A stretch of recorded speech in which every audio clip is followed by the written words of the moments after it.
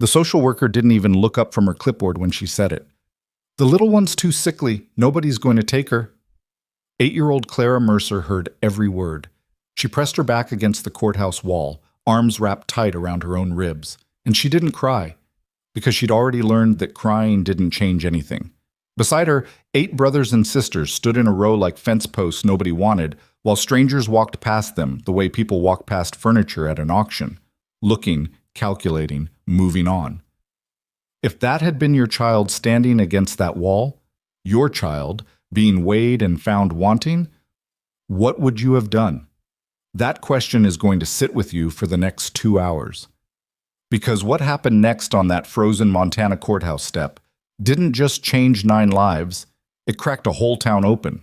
If this story already has your heart, hit that subscribe button right now and ring the notification bell so you never miss what comes next. And drop a comment below telling me the city or country you're watching from. I want to see how far this story travels. Now let's go back to where it all began. The morning the Mercer children were going to be separated forever started the same way every terrible morning starts, quietly, without warning, like the world hadn't decided yet what it was going to do to you. Elias Mercer was 17 years old and had been awake since 4 in the morning. Not because the cot in the temporary shelter was uncomfortable, though it was.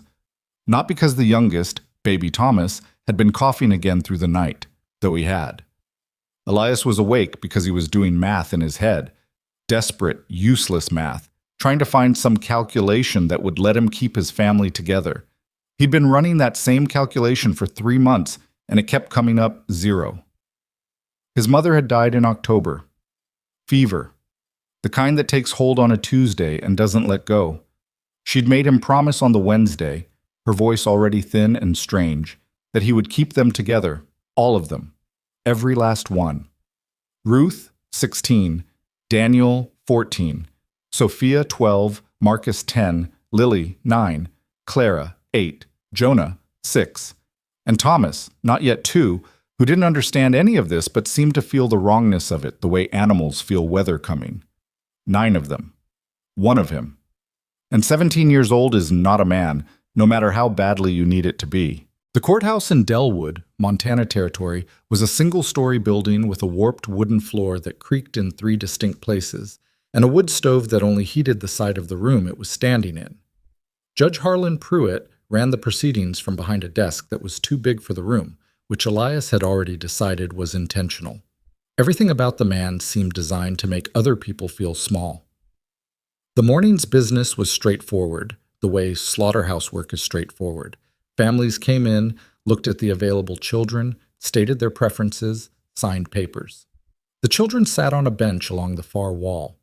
Elias had told his brothers and sisters to sit up straight and not fidget, and to smile when people looked at them. Ruth had given him a look that said she thought he was an idiot for believing that would matter.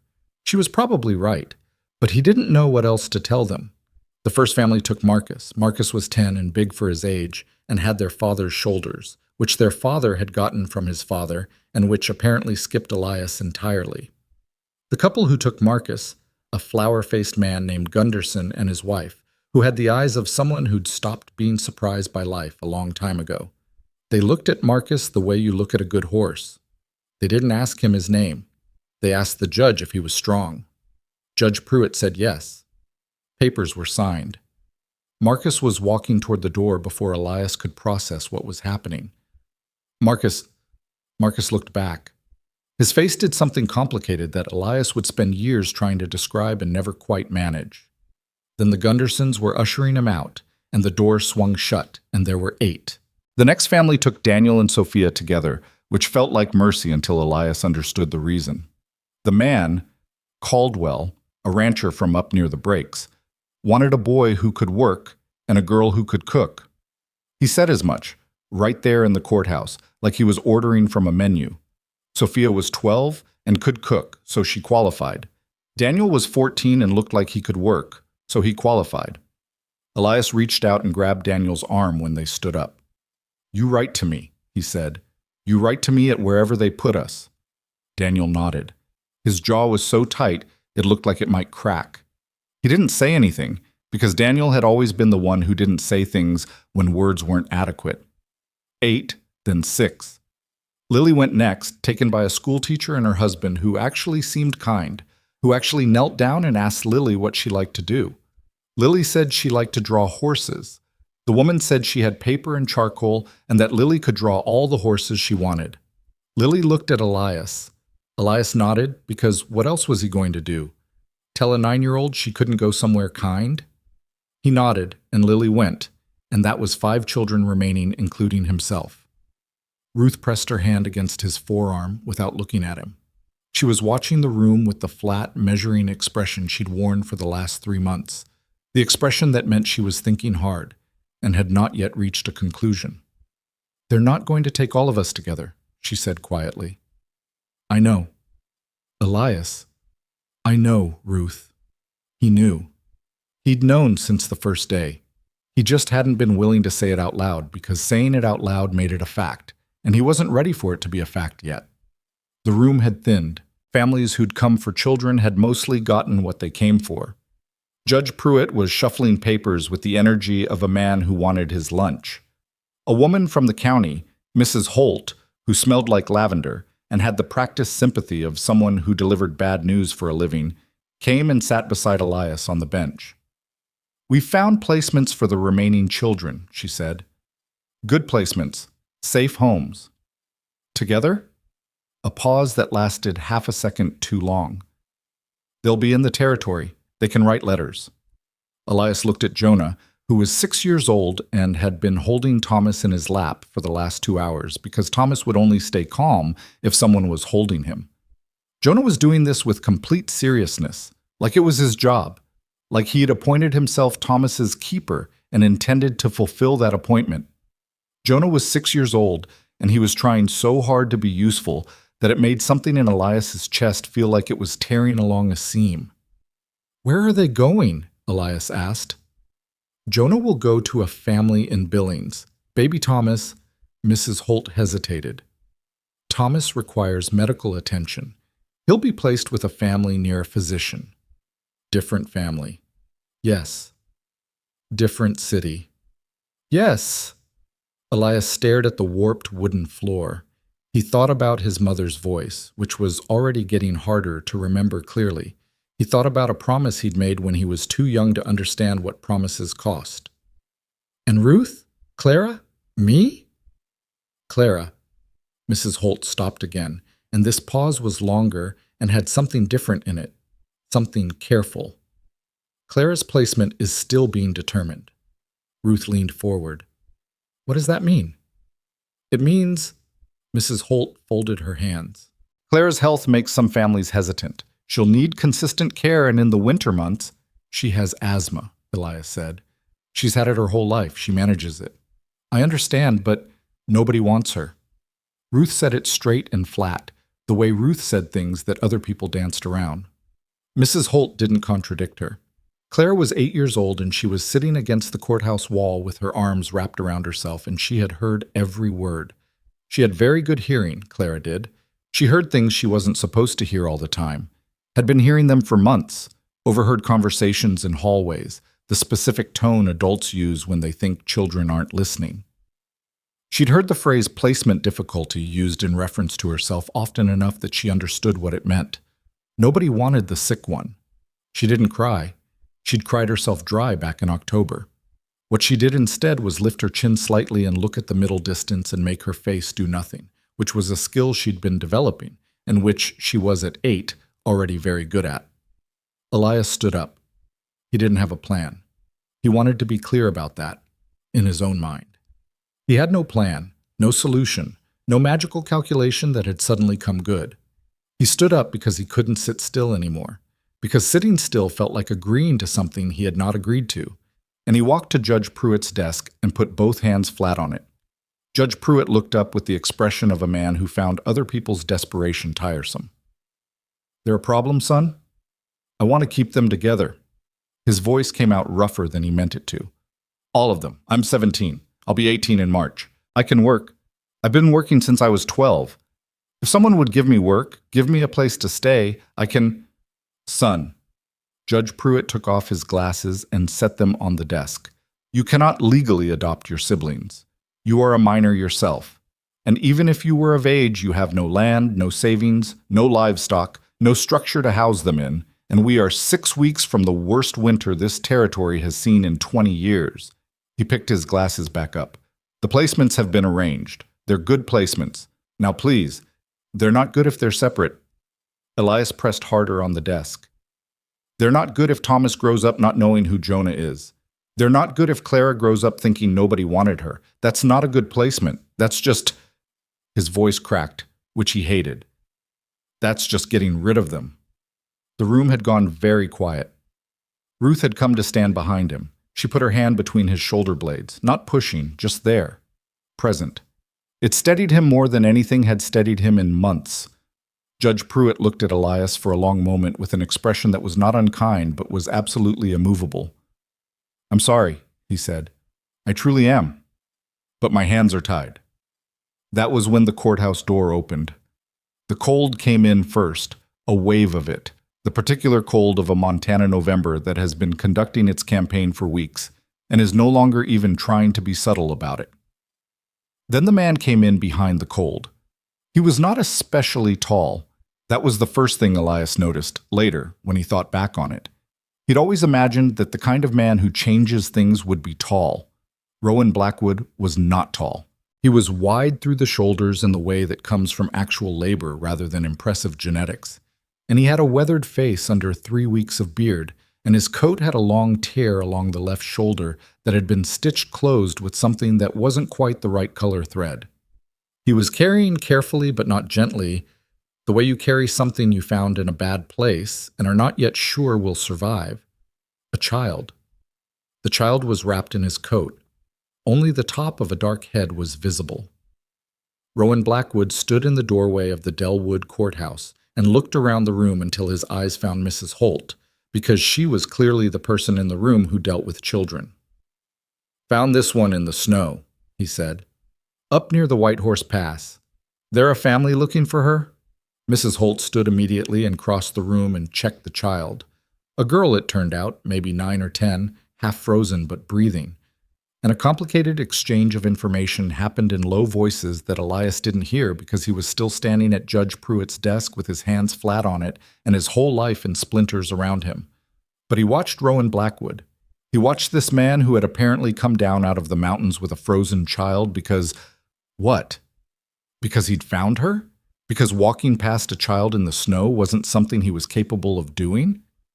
He watched Rowan Blackwood set the girl down carefully on the nearest bench and tuck his coat around her more securely, and then stand back and rub the back of his neck and look around the room like he was trying to understand what he'd walked into. Mrs. Holt was saying something about the rescued girl, explaining her status, her probable origins, the usual assessment process. Rowan nodded slowly. Then he looked at the bench where Ruth and Clara and Jonah were sitting, Jonah still holding Thomas, Clara with her arms still wrapped around herself. He looked at them for a moment. Then he looked at Elias, still standing at the judge's desk. These yours? He asked Elias. Elias turned fully. My brothers and sisters.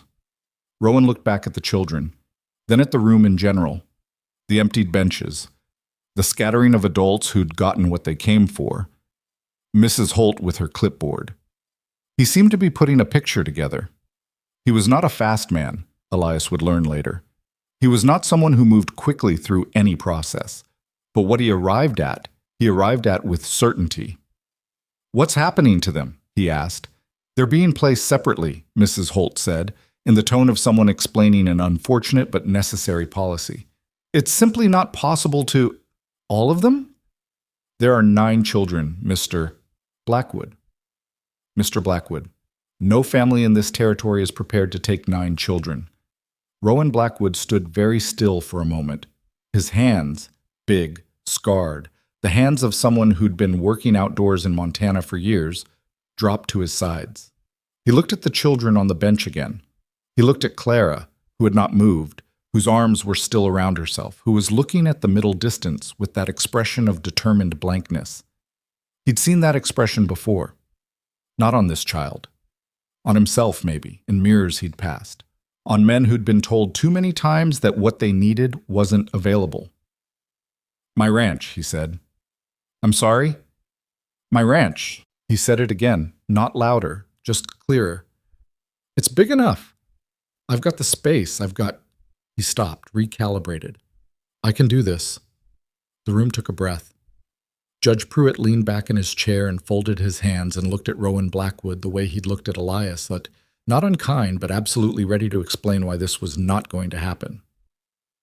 "Mr. Blackwood, this isn't a simple matter of—" "I know." Rowan walked to the desk.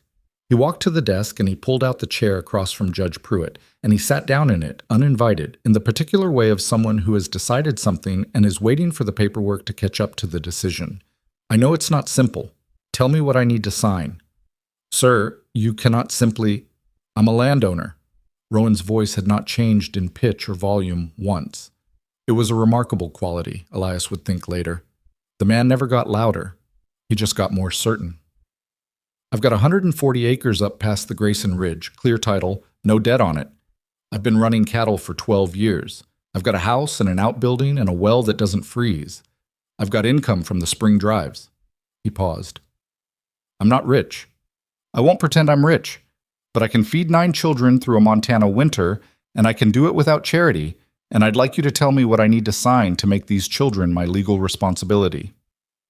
The silence in that room was unlike any silence Elias had ever heard. It had texture to it. It had the specific quality of a room full of people who have just witnessed something they were not expecting and are not sure yet how to categorize it. Ruth made a sound. Just a small one, involuntary, immediately suppressed. Clara, still against the wall, slowly unwrapped her arms from around herself. Judge Pruitt looked at Rowan Blackwood for a long time. Then he looked at Mrs. Holt. Some communication passed between them in the way that communication passes between people who have worked together for years. "Mr. Blackwood," Mrs. Holt said carefully, "you do understand the commitment you're describing." "I do. 9 children, 10, if the girl you brought in has no family." Rowan glanced at the dark-haired girl on the bench. She'd come around enough to be watching him with enormous, careful eyes. 10, he said. "Sure." "This isn't—" Mrs. Holt pressed her lips together. "People say things in moments of impulse, Mr. Blackwood. This would be—" "Ma'am." His voice was still level, still unhurried. "I came down out of the mountains this morning with a child I found in a snowstorm because I couldn't leave her there. I don't know those mountains. I don't know that I'm capable of walking past something that needs help." He looked at the children again. "I'm going to have the same problem in here." Elias was gripping the edge of Judge Pruitt's desk so hard his knuckles had gone white. He could feel Ruth behind him, not touching him now, and the quality of her stillness was different. Not the stillness of waiting for bad news, but the stillness of someone who has stopped bracing. Judge Pruitt picked up his glasses, set them down, picked them up again, put them on. "You'll need to complete a full assessment," he said. "Character references. A review of your property. Fine. It will take time. The children cannot go with you today. How long?" 2 weeks. Possibly 3. Rowan Blackwood stood up. He reached across the desk and held out his hand, and after a moment Judge Pruitt shook it. 2 weeks, Rowan said. "I'll be back." He turned around. He looked at the 9 children on the bench and the one still standing at the desk. For a moment, nobody said anything. Jonah was staring at him. Thomas had found his thumb and was staring at him too. Clara had her arms at her sides. Rowan pulled his coat off the rescued girl. She'd warmed up enough not to need it, and pulled it back on. He looked at Elias. "You the oldest?" "Yes, sir." "What's your name?" "Elias." "Elias Mercer." Rowan nodded once. "You keep them together till I get back." He said it like it was simple. Like it was just a thing that needed doing, and he was the kind of person who did things that needed doing. 2 weeks. Can you do that? Elias looked at his brothers and sisters, at Ruth, who was watching Rowan with an expression he'd never seen on her face before, something between hope and the fear of hope, which is its own particular kind of pain. At Clara, whose arms were at her sides. At Jonah, who was 5 years old and waiting to see what the adults decided. at Thomas, who didn't understand and trusted someone would figure it out. "Yes, sir," Elias said. "I can do that." Rowan Blackwood nodded again and walked back to the courthouse door and pushed it open and went out into the Montana cold, and the door swung shut behind him. The room stayed quiet for another moment. Then Ruth sat down on the bench and put her face in her hands, and her shoulders started shaking, and Elias understood that she was crying. Not the crying of despair, but the crying of something else. Something that happens when you've been holding yourself rigid against an expected blow for so long that when the blow doesn't come, your body doesn't know what to do with the tension. Clara walked over and sat next to Ruth and leaned against her sister's arm without saying anything. Ruth reached out without looking and pulled Clara close. Elias stood at Judge Pruitt's desk and looked at the door Rowan Blackwood had walked out of and thought about a man who'd come down out of a mountain with a frozen child because he couldn't leave her there. He thought about what his mother had said. No matter what, every last one. Outside, a horse moved, hooves on frozen ground, the specific sound of someone leaving but not abandoning, going to do what needed doing, going to come back. Elias unclenched his hands from the edge of the desk. He hadn't realized he was still holding it. Thomas had fallen asleep against Jonah's shoulder, one small fist curled against his own cheek, trusting entirely. 2 weeks. He could do 2 weeks. He'd already done 3 months. He crossed the room and sat down on the bench beside Jonah, and Jonah immediately leaned against his arm the way Clara had leaned against Ruth's, and the 8 of them. 9, counting the dark-haired girl on the far bench who was watching them all with careful, feverish eyes, sat in the cooling courtroom as the wood stove ticked, and outside the Montana wind came down off the mountains and rattled the windows in their frames. Somewhere on the road north, a man who didn't know them yet was riding toward a mountain ranch to prepare for 10 children he had decided in the space of 10 minutes were his. Not because someone told him to, not because the law required it, not because any logic in the world supported it, because he'd walked into a room and seen children sitting against a wall like furniture no one wanted, and he was constitutionally, fundamentally, in the deepest part of whatever made him who he was, incapable of walking back out without doing something about it. That was the kind of man Rowan Blackwood was. None of them knew that yet, but they were about to find out. 2 weeks felt like a year. The county kept them at a temporary shelter on the east edge of Delwood, a converted feed store with cots and thin blankets, and a woman named Mrs. Peterson who cooked without salt and meant well and talked too much. She told the children they were lucky. She said it several times, in several different ways, apparently hoping the message would eventually land differently. It didn't. You don't feel lucky when your family has just been sorted through like items at an estate sale. Elias counted days. He didn't have a calendar, so he scratched marks into the wood of his cot frame with a nail he'd found in the floor. Each morning he'd wake before the others and lie there in the gray pre-dawn looking at his marks and doing the subtraction, and then he'd get up and check on Thomas, because Thomas's cough had gotten worse in the cold shelter, and Elias had appointed himself the person who listened to it and determined whether it was the regular bad or a new kind of bad. The dark-haired girl Rowan had brought in turned out to be named Nora Voss. She was 9 years old and had been traveling with an uncle who'd gotten drunk and driven his wagon off the White Horse Pass Road in the dark and not survived. She had no other family that anyone could locate. She barely spoke for the first 4 days, and when she did, it was in short, careful sentences, like someone who had learned to measure out words and wasn't sure yet if she was allowed more than her ration. Clara took to her immediately.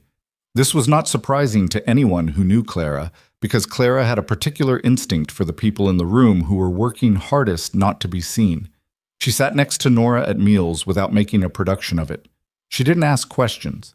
She just sat there, present and undemanding, and by the 3rd day, Nora was looking at her when things happened, the way you look at someone when you're trying to decide if they're safe, and by the 5th day they were sharing a blanket at the edge of the room and talking in the low, unhurried voices of children who have found each other in a place neither of them wanted to be. Ruth watched this with a complicated expression. Elias watched Ruth watch it. "She's going to be devastated if this doesn't happen," Ruth said quietly.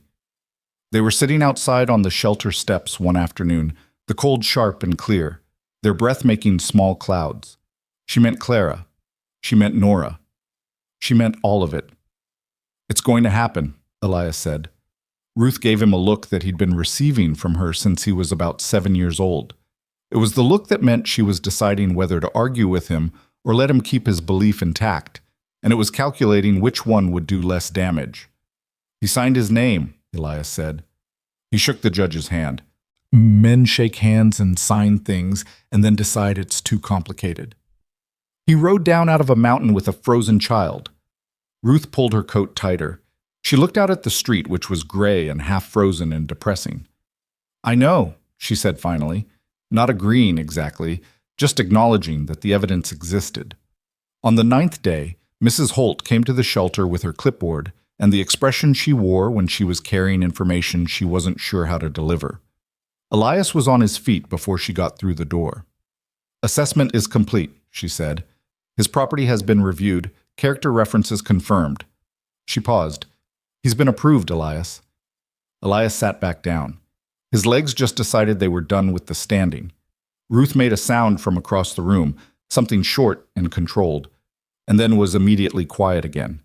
Clara looked up from where she was sitting with Nora and understood from the room's energy that something had shifted, and she reached over and gripped Nora's hand without looking away from Mrs. Holt.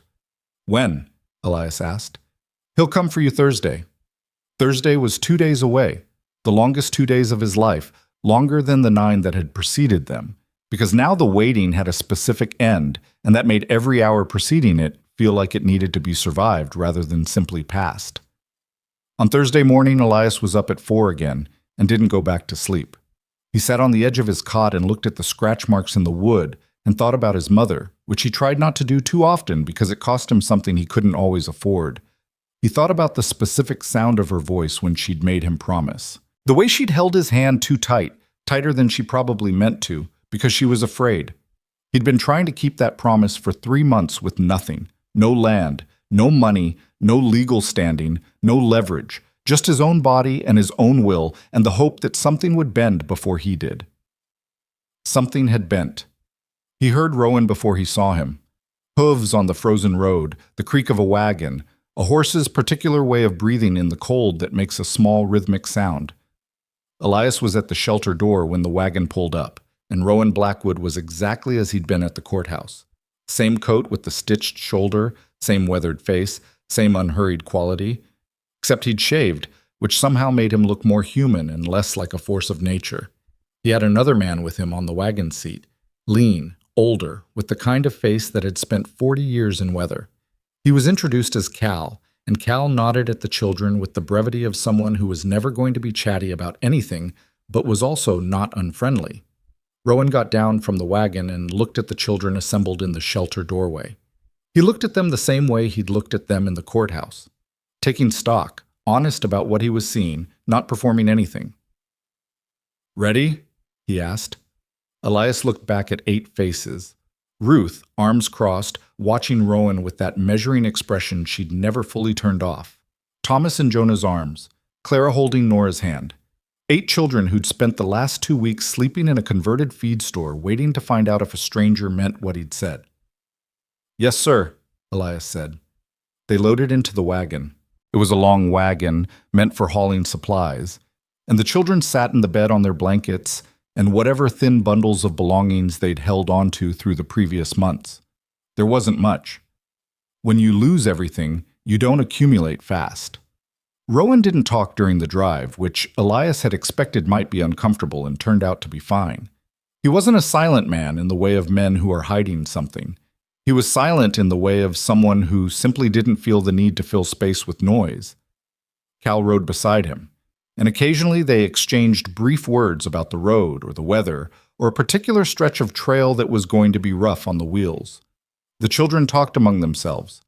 Jonah had 100 questions about where they were going and directed them mostly at Elias, who answered the ones he could and said he didn't know to the ones he couldn't. Thomas fell asleep against Ruth's side. Nora sat close to Clara and watched the landscape pass with those careful, measuring eyes. At one point, Clara leaned forward and called to the front of the wagon. "Mr. Blackwood?" Rowan half turned. "Yeah." How many rooms does your house have? A pause. 4. Clara did some math. That's not very many. No, Rowan agreed. It's not. We'll manage, Ruth said from the back of the wagon, in a tone that was not entirely warm but also was not an accusation. Rowan turned a bit further and looked at Ruth for a moment. Yeah, he said again.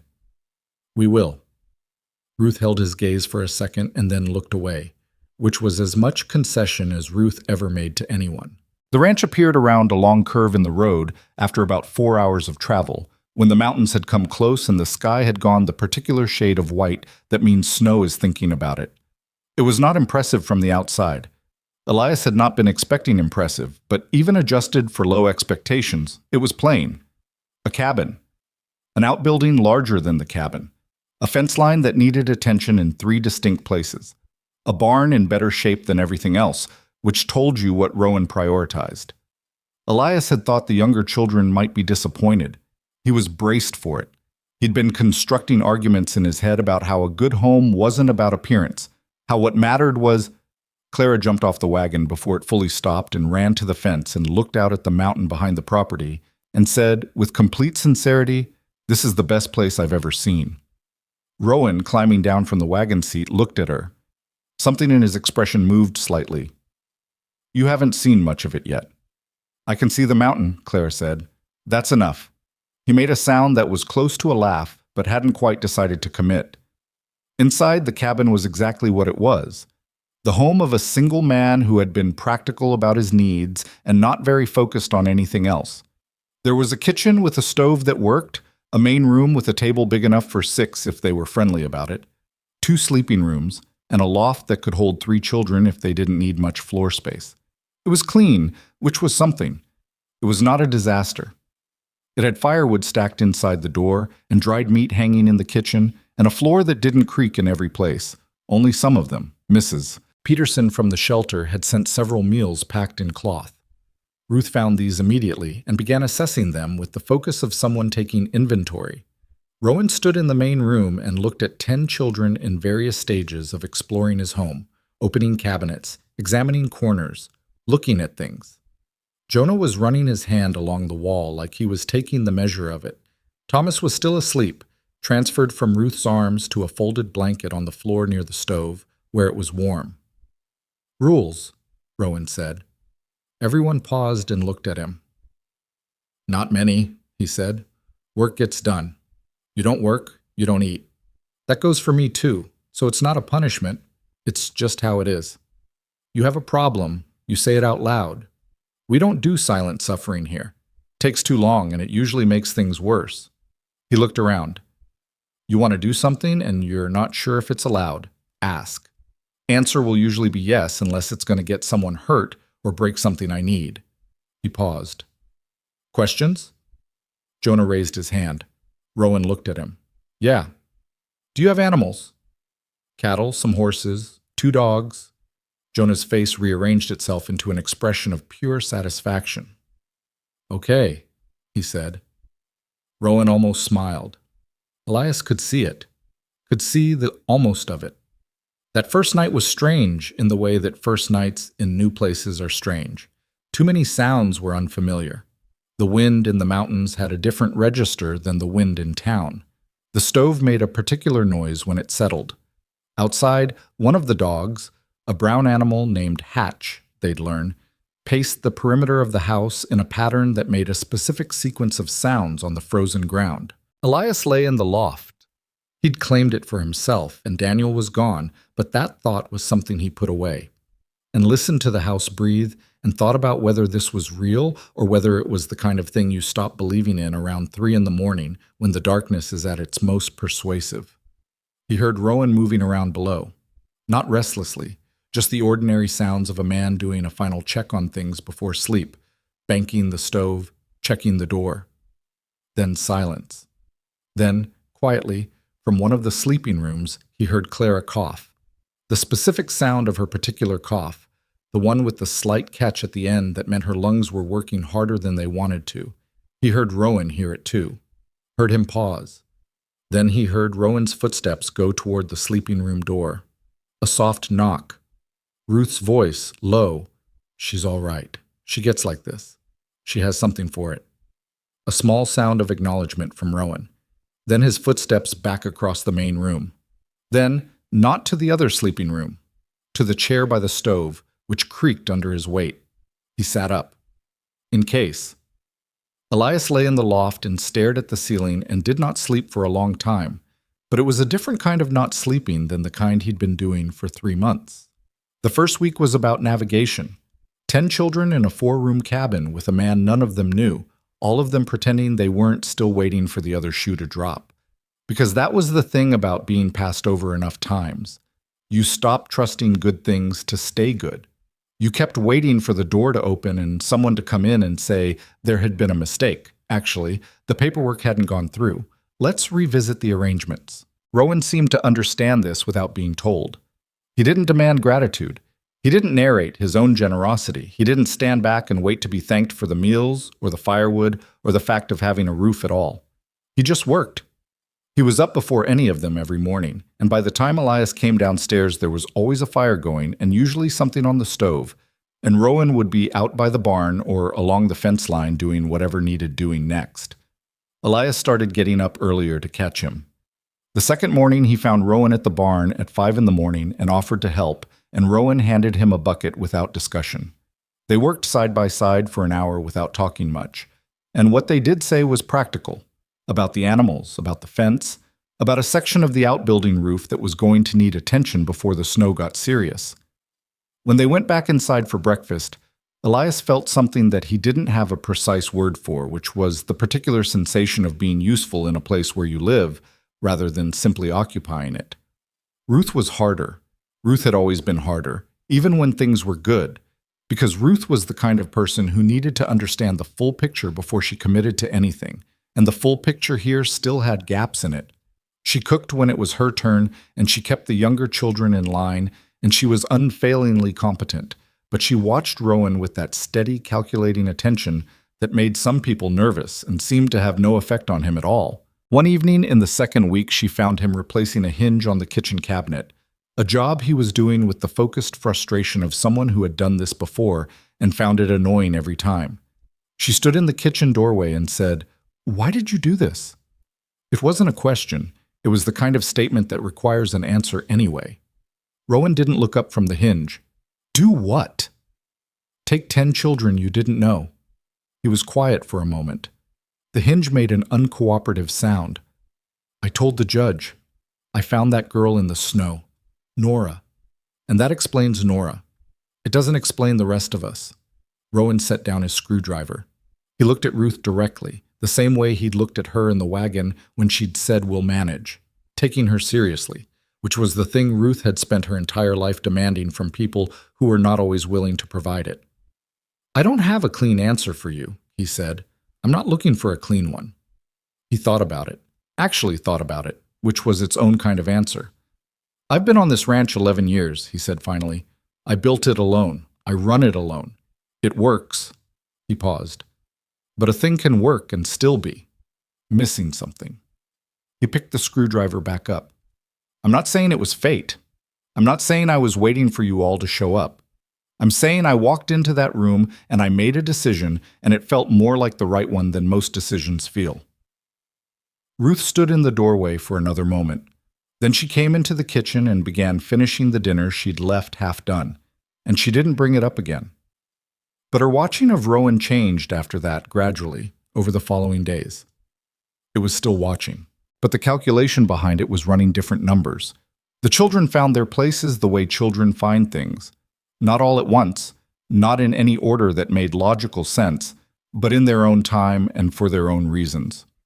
Jonah attached himself to Cal, who came by the ranch most days and had the patience of old stone, and would let Jonah follow him around asking questions for hours without appearing to notice that this was unusual. Nora began to speak more, in longer sentences, and her sentences had edges in them.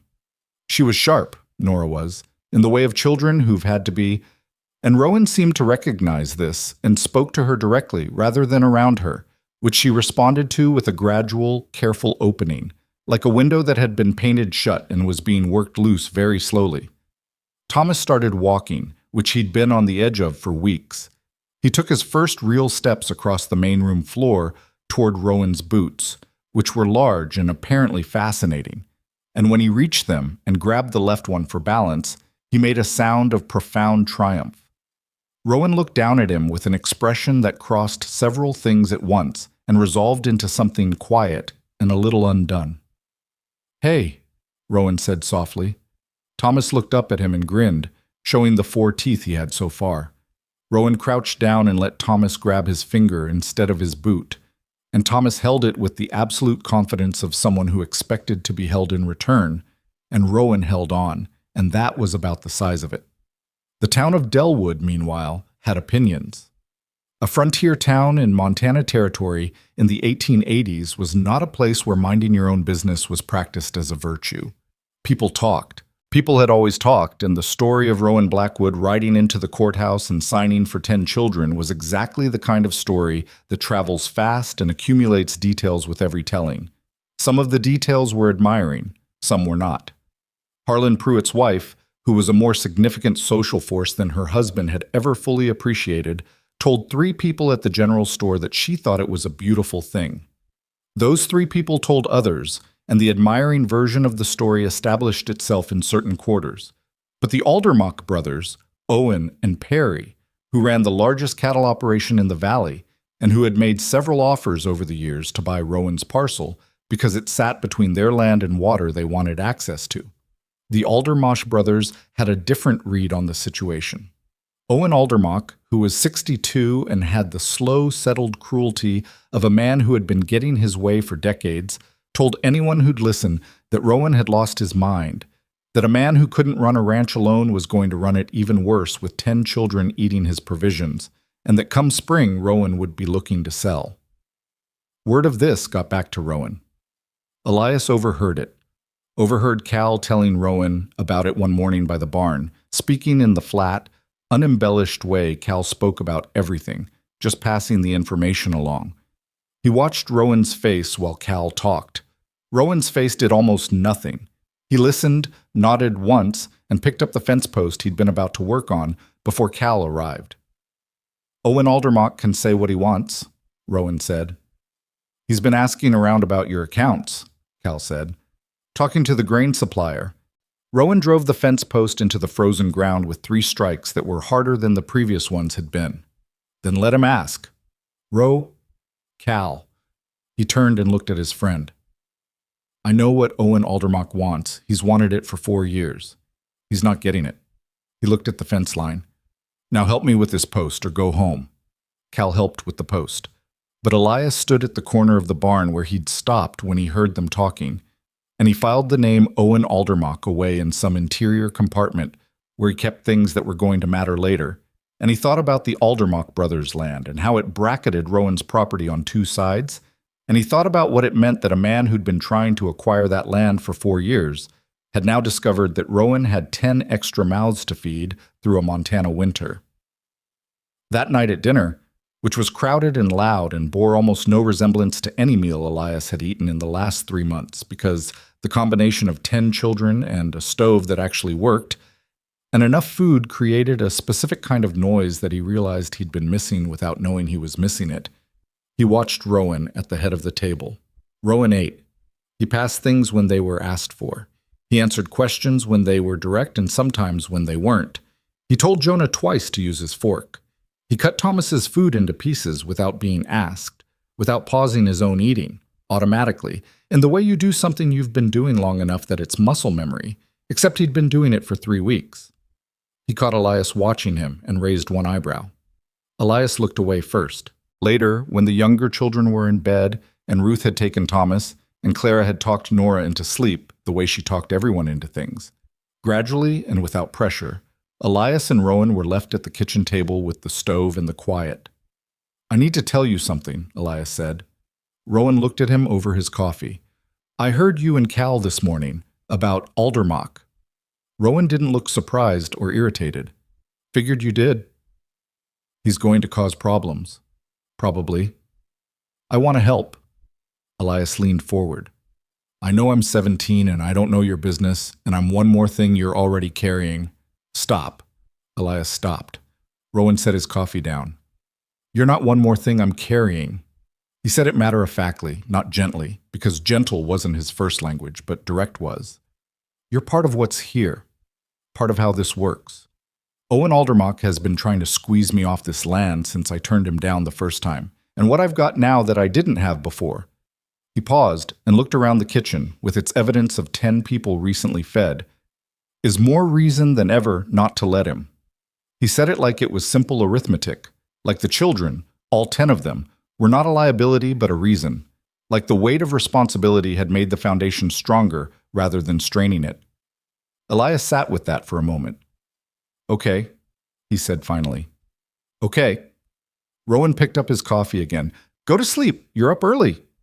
Elias went up to the loft. He lay in the dark and listened to the mountain wind and the specific sound of this house settling into the cold night. Below he heard Rowan move to the door, check it, move back, check on the stove. The familiar ritual of it already, in 3 weeks, already familiar enough to track. He thought about Marcus, somewhere at the Gunderson farm. Daniel and Sophia with the Caldwell family. Lily with the schoolteacher who had paper and charcoal. He thought about letters that needed writing, addresses he'd need to track down, the long work of keeping those threads from fraying entirely. He thought about Owen Aldermock in his big house, with his 4 years of wanting something he hadn't gotten. He thought about Rowan Blackwood sitting alone at that courthouse table and signing his name 10 times. Outside, snow had begun. He could hear it, or rather, he could hear the absence of certain sounds that it created, the way snow muffles the world and replaces it with a specific deep quiet that is either peaceful or ominous depending on what you're going to need to face in the morning. He closed his eyes. In the main room below, the stove ticked. The house held. The mountain, indifferent and enormous, stood where it had always stood and would stand after all of them were gone. But tonight, the ranch had 10 children asleep in it and 1 man sitting up in case, and that was something. That was, it turned out, enough. The snow that had started quietly that first night did not stop. It stopped briefly, twice, long enough to make you think it was done, and then it came back with the particular stubbornness of a Montana winter that has not yet made its point. By the 3rd week of December, the drifts along the north fence were chest-high on Elias, and the road down to Delwood had become something you didn't attempt without good reason and a horse that trusted you. Rowan had known this was coming. You couldn't live 11 years on that mountain without developing a specific relationship with winter. Not fear exactly, more like the respect you give to something that has beaten you before and will beat you again if you get careless. He'd laid in supplies through November, more than he'd ever needed for 1 man, and he'd cut enough firewood to fill the outbuilding to the rafters, and he'd reinforced the barn roof in October because Cal had looked at it in September and said nothing but made a face. What he hadn't fully calculated, and he would admit this later to Elias in the flat, honest way he admitted things he'd gotten wrong, was what 10 children would do to a winter food supply. Not because they were wasteful, because they were growing, and growing children eat with a commitment that borders on professional. And by the 2nd week of the real cold, it was clear that his math had been optimistic. He didn't say anything about it at dinner. Ruth noticed anyway. Ruth noticed because Ruth had been running household numbers in her head since she was 14, and their mother had gotten sick the first time, and someone needed to understand what they had and how long it would last. She noticed the way Rowan portioned the stew. She noticed what he put on his own plate versus what he put on Thomas's. She noticed that he'd stopped putting butter on his own bread. She came to him after the younger children were in bed. She sat across from him at the kitchen table and put a piece of paper in front of him. She'd done the calculation herself, working from what she'd seen in the pantry over the past 2 weeks. And she didn't say anything. She just put the paper down. Rowan looked at it. His jaw moved slightly. Then he looked at her. "How long have you known?" he asked. 4 days? Why didn't you say something? I was waiting to see if you'd figured it out. He almost smiled at that. Almost. And if I hadn't? Then I'd have said something sooner. She tapped the paper. We're not going to starve, but we're going to be tight by February if we don't change something. I know. What are you going to do about it? He was quiet for a moment. Outside, the wind was doing what it did. moving along the side of the house with a sound like something being dragged. And the stove was working hard and the lamp on the table was doing its best. Rowan looked at the paper and then at something past the paper, some interior space where he was working through things. "There's a river 2 miles northeast," he said. "Ice fishing's good under the right cover. We can get protein that way through January at least." He paused. "Elias and Daniel—" He stopped. "Elias. Your brother's gone." "Daniel's gone," Ruth said neutrally. Not bitterly. Just a fact she'd arranged herself around. "Elias knows how to fish." "He knows how to learn things fast." Rowan nodded. "The Galton Ranch is 12 miles south. They've got root storage that didn't take as much damage as ours in the early freeze. I helped Tom Galton shore up his cellar 2 years ago. He owes me. I can ride down there if the road opens enough." "And if it doesn't?" "Then I ride through the road." He said it without drama, just another variable in the equation. Ruth looked at him for a long moment. "I want to help manage the supplies," she said. "Not just cook them. Manage them. Know what we have, what we're using, where it's going." "That's fair." "I'm not asking for permission. I'm telling you how it's going to be." Rowan's expression did a thing that took Elias weeks to learn to read, but Ruth seemed to understand immediately. A slight settling, like something that had been braced relaxing because it turned out it didn't need to brace. "Okay," he said. "Okay," Ruth said, and picked up the paper and stood up, and that was the partnership formed. Right there at the kitchen table, without ceremony or sentiment, in the way that actual working relationships get formed between people who are both too practical for anything else. The ice fishing started 3 days later. Elias had never ice fished. He'd fished in rivers and streams in summer, the way any boy who'd grown up with access to moving water had fished, but ice fishing was a different proposition. You were lying on your stomach in the cold, or kneeling, depending on your approach and your tolerance for your knees, over a hole you'd chopped through ice that was sometimes a foot thick and sometimes 2. And you were working with equipment that Rowan pulled from the back of the barn where it had been hanging since the previous owner of the ranch left it, tackle that was old but intact and had the look of things that worked because they'd always worked, and nobody had seen the need to improve on them. Rowan showed him once, methodically, without wasted instruction, the way he showed everything. Here's the hole, here's the depth you want, here's how you read the tension in the line, here's what it feels like when it's a bite versus when it's the current. He caught 2 fish in the time it took to explain it. Then he handed the line to Elias and moved 15 feet away and started on his own hole. Elias didn't catch anything for the first hour. His hands were so cold he could feel his grip slipping from the line, and he kept recalibrating, and the cold off the river ice came up through his coat in waves. He thought about Ruth's piece of paper and what it meant, and he adjusted his position and paid attention to the tension, and at an hour and 15 minutes, he felt something that was different from current, and he pulled, and there it was, a brown trout, not large, deeply unimpressed with the situation, flopping on the ice. "Nice," Rowan said from 15 feet away without looking up. "I can't tell if you saw that or you're just being polite," Elias said. "I saw it, and I'm not usually polite." They came back that afternoon with 11 fish. Rowan showed Ruth and Clara how to clean them, and Clara, who had never cleaned a fish in her life and might have been expected to object, approached the process with the same scientific curiosity she approached most things, and had opinions within 20 minutes about the most efficient method. "You're doing it wrong," she told Rowan. He looked at her. "I've been doing it this way for 12 years. You're wasting the section near the tail. If you angle differently here," she demonstrated with the confidence of someone who had thought about this for 30 seconds more than anyone else in the room, "you get more usable meat." Rowan looked at where she was pointing. He did the thing with his jaw. Then he adjusted his angle and tried it. "Huh," he said. Clara didn't say "I told you so." She didn't need to. The satisfaction on her face was comprehensive without being cruel. Nora had been watching from the doorway. When she saw Rowan adjust his technique based on Clara's correction, she came fully into the kitchen and stood next to Clara, and that was the day she started helping with the cooking without being asked. Marcus had been strong. Daniel could build anything, Sophia could make 3 ingredients taste like 6. These were the siblings who were elsewhere, and Elias missed them with a specific ache that he'd learned to carry the way you carry an injury that's healed wrong, always there, affecting your gait, something you work around. He wrote letters. He'd tracked down the addresses through Mrs. Holt, and he wrote letters every week and sometimes got letters back, short and dense with information, Daniel's handwriting small and precise, Sophia's looping and large, Marcus's letters brief because Marcus was not a writer and never had been, but the fact that they came at all was its own message. The week before Christmas, Jonah came into the barn while Elias was working and said, without preamble, "I think the gray mare is sick." Elias stopped. "Which?" "The one Rowan calls Sadie. She was standing wrong this morning.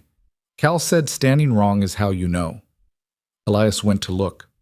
Jonah was right. Sadie was standing with her weight distributed in a way that any horse person would read immediately as wrong, and her breathing had a quality to it that shouldn't have been there. Elias got Rowan, who was on the roof of the outbuilding doing something about an ice dam, and Rowan came down faster than Elias had ever seen him move. He spent an hour in the stall with Sadie. He didn't ask anyone to leave, which Elias took as permission to stay, and Jonah stayed too, pressed against the stall wall, trying to be invisible in the way of a child who knows that adults will send you away if they notice you've stopped being useful. Rowan worked through the examination with the focused, unhurried attention he brought to everything, and his hands on the horse were different than his hands on fence posts or cooking pots or adoption papers. They were gentle in the practical way of someone who understood that a frightened animal is an animal that can't tell you what's wrong, and you have to slow down to let it. "Colic," he said finally. "Not the worst kind. Could be worse." "Can you fix it?" Jonah asked from the corner. Rowan looked at him. "Working on it." "What do you need?" Rowan was quiet for a moment, probably deciding whether a 6-year-old could help with equine colic, and reaching the conclusion that having a purpose would do the boy more good than being accurate about the probability. "Warm water," he said. "From the stove, and the brown bottle on the second shelf in the barn cabinet." Jonah was gone before the sentence finished. They worked on Sadie through the afternoon, Rowan and Elias, and eventually Cal, who showed up because he seemed to have an instinct for when Rowan needed him that defied easy explanation. Jonah ferried things from the cabin with the earnest efficiency he brought to everything he was given responsibility for. By evening, Sadie was standing better, eating cautiously, and the particular wrongness had left her posture. Jonah sat in the stall next to her, not touching her, just present, until Rowan came in at 8 o'clock and said it was time to go inside. "Is she going to be okay?" Jonah asked. "She's going to be fine." Rowan crouched down to Jonah's level, which was something Elias noticed he did. He didn't talk down to the small ones from his full height. He brought himself to where they were. "You spotted it early. That matters. If it'd gone another day, it'd have been worse." Jonah thought about this seriously. "So I helped." "You helped." Jonah nodded once, with the gravity of a general receiving a battle report. He stood up and walked out of the barn toward the cabin, and Rowan watched him go, and his face did the thing it did sometimes. That quiet, slightly undone thing that happened when one of the children did something that caught him off guard with how much it affected him. Christmas came, which none of them had discussed because there was nothing to discuss. They had no money for gifts, and it seemed beside the point to spend energy on a holiday when there was livestock to tend and wood to haul and fish to catch under river ice. Rowan had not mentioned it. Elias had not mentioned it. Ruth had not mentioned it, which was the version that should have been a warning because Ruth not mentioning something was not the same as Ruth not thinking about it. Christmas morning, Elias came down from the loft at 5 and found the table set differently than usual. Not lavishly, but set. Ruth had done something with a piece of red cloth that Elias had never seen before and couldn't have told you where she'd found it, and there were candles that were probably from the emergency supplies, but Ruth had decided were worth it. On each place setting was a small folded piece of paper. Rowan was already up, at the stove, his back to the room. Elias picked up the piece of paper at what had become his place at the table. It was a note. Ruth's handwriting, but the words were her own distillation of something. A line about what this year had cost them and what it had given them, short and unsentimental and entirely true. He looked at the others along the table, each one different, each one specific to the person it was for. He looked at Rowan's place. There was a note there, too. He didn't read it. It wasn't his. But he watched Rowan cross to the table when the younger children came downstairs in a cascade of noise and movement. Watched him pick up the paper and unfold it and read it standing up. Watched something happen in the man's face that Rowan didn't usually permit to happen in front of people. Rowan folded the paper back up and put it in his shirt pocket. He cleared his throat and turned back to the stove. "Biscuits are done," he said to the room. That was Christmas. January arrived with the intention of being worse than December, and it followed through. A 3-day storm in the second week dropped enough snow to bring down a section of the outbuilding roof that Rowan and Cal had reinforced in October, which meant a section of the firewood was exposed to weather and a third of it was lost to wet, which meant the margin that had already been thin got thinner. Rowan fixed the roof in 2 days in temperatures that Elias didn't have the reference point to name, but that made your nose hair freeze the instant you stepped outside. Owen Aldermock came to the property on a Thursday. He came alone, which was interesting. He rode a good horse and wore a coat that cost more than most men in the valley made in a month. And he sat the horse in front of the cabin with the ease of a man who has always sat above other men and found the height natural. Elias was splitting wood by the outbuilding when he arrived. He stopped splitting, but he didn't go inside. He watched. Rowan came out of the cabin and stood on the step. "Owen," he said. "Rowan." Aldermock looked around the property with the slow, assessing scan of a man calculating property values. His eyes moved across the repaired outbuilding, the reinforced barn, the fence line, taking inventory. Then they moved to Elias and stayed there a moment. "Didn't know you'd taken on help." "That's my son," Rowan said. The word landed in the cold air and stayed there. Elias stopped breathing for a second. He was 17 years old, and he'd been calling himself the oldest Mercer child his whole life, and no one had ever used that word in reference to him in relation to anyone other than his father, who had been gone for 2 years, and he felt the word hit him in a place he hadn't known was still open.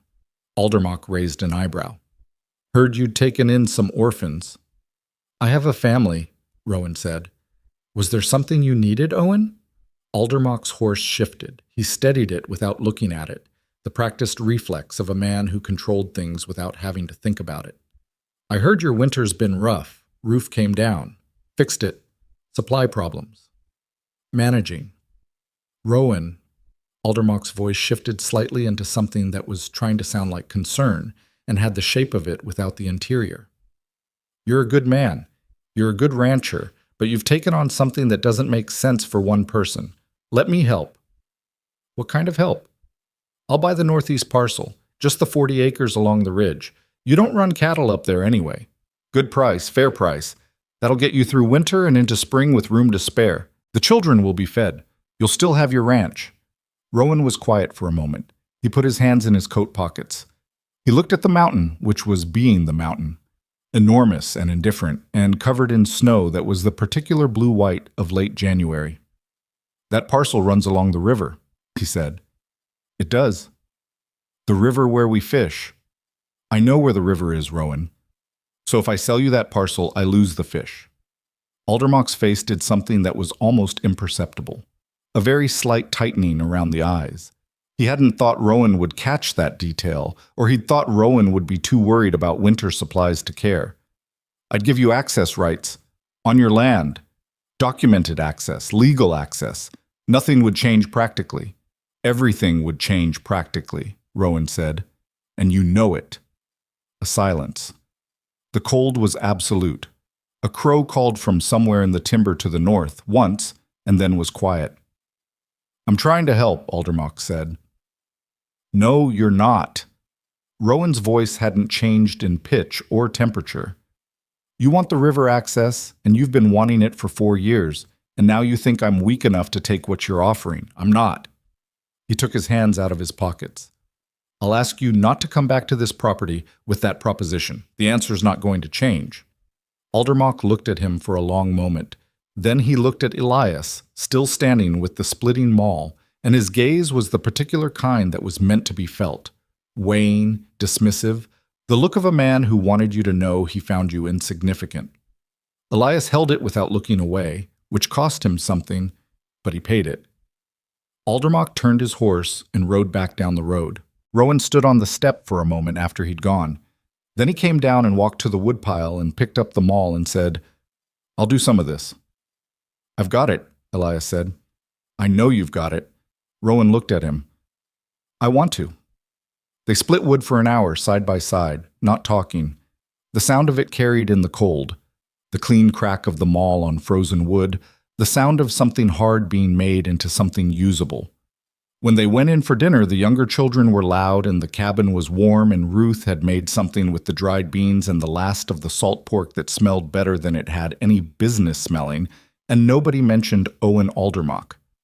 But that night, again, Elias heard Rowan downstairs after the house was quiet. Not just the routine check this time. Something different, the sound of papers, the sound of a man sitting at a table going through things that worried him. He lay in the loft and stared at the dark ceiling and did his own inventory. They were going to make it through winter. He believed that. He believed it because he'd watched Rowan calculate and adapt and not bend to things that tried to bend him, and because Ruth was managing the supplies with a ruthless precision that was squeezing utility out of things most people would have given up on, and because the children had stopped waiting to be disappointed and started doing the thing that children do when they feel safe enough. They'd started contributing spontaneously and without being asked, finding the places where they fit and filling them. Jonah had become the one who checked the livestock every morning before anyone else was up, because he'd decided this was his job and nobody had told him it wasn't. Nora had taken over the bread making without discussion because she was good at it, and Clara had told her she was good at it, and that had been sufficient motivation. Clara herself, Clara who'd spent months being called a burden, who'd sat against a courthouse wall with her arms wrapped around herself. Clara had become the one the younger children went to when something was wrong, which was not a role anyone had assigned her, but which she filled with a steadiness that sometimes took Elias's breath away. Nora started having nightmares in January. Not loud ones, not the kind that wake a house up. Quiet ones, that Ruth heard through the thin wall between the sleeping rooms, and that Clara apparently woke for on instinct. Elias didn't know about them until he came downstairs one morning at 4:30 and found Clara in the kitchen in the dark, heating milk on the low end of the stove. "She woke up again," Clara said, without turning around. She knew his footsteps the way you know the footsteps of someone you've lived with your whole life. "Bad?" "Medium," Clara stirred the milk. "She doesn't talk about it." "Should she?" "Maybe. Someday. Not yet." Clara looked at the pot. She came here with nothing. Everything she had was with her uncle on that wagon, and he drove it off a cliff. "I know. She doesn't know where to put any of it." Elias sat down at the table. The kitchen was dark except for the faint amber of the stove and the gray of the window beginning to show the first edge of morning. "You're good at this," he said. "At what?" "Knowing what people need." Clara considered this like someone evaluating a piece of information for accuracy before accepting it. "I know what it's like to need something without being able to say it," she said finally. She took the milk off the stove. "That helps." She went back to the sleeping room. Elias stayed at the table for a while, listening to the house, listening to the mountain that surrounded them, enormous and cold and permanent, and thinking about what Cal had said to him 2 weeks ago, quietly, by the barn, when the children were out of earshot. Cal had said, "He's been out here a long time alone. I don't think he knew that was what it was until you all got here." Elias had thought about it since. He thought about it now. About a man who'd built a working ranch alone on a Montana mountain and been sufficient and competent and respected and fundamentally, without knowing it was the word, lonely. Who'd walked into a courthouse to drop off a frozen child and walked out with 10 of them because something in him had recognized a shape it was missing. The storm that hit in the first week of February was the worst of the winter. It was not the dramatic kind of storm. It didn't announce itself. It settled in like a presence that had decided it lived here now, steady and heavy and obliterating, and it went for 4 days straight, and the temperature dropped to places the thermometer on the barn wall struggled to register. 2 of the neighboring ranchers lost cattle. The Fenwick family, 8 miles east, lost their barn. A wall came down under the weight of the snow and the structure failed. The road to Delwood vanished. The world contracted to the size of the cabin and the barn and the frozen distance between them. On the second day, Rowan didn't come in for lunch, and Elias went to the barn to find him. He was there with Sadie and with a cow that had decided this was the moment to have a difficult birth, and he'd been there since morning. His face was gray with exhaustion, and his hands were past cold, and he was talking to the cow in a low, continuous, unsentimental murmur that was less about the words than about the sound. Elias stayed. They worked through the afternoon. At 6 that evening, the calf arrived, undersized and indignant and immediately noisy. And Rowan sat back on his heels in the straw and let out a long breath that was visible in the cold air of the barn and said, "Well." "Well," Elias agreed. Rowan looked at him. In the lamplight, his face showed something that might, in a better lit room, have been called undone. "You didn't have to stay." "I know." "You've been here 5 hours." "6," Elias said. "I came at noon." Rowan looked at him for another moment. Then he looked at the calf, who had decided that living was acceptable and was investigating the straw around it. "Thank you," he said. He said it the way he said things that cost him, simply, without looking away, not minimizing it by adding anything to it.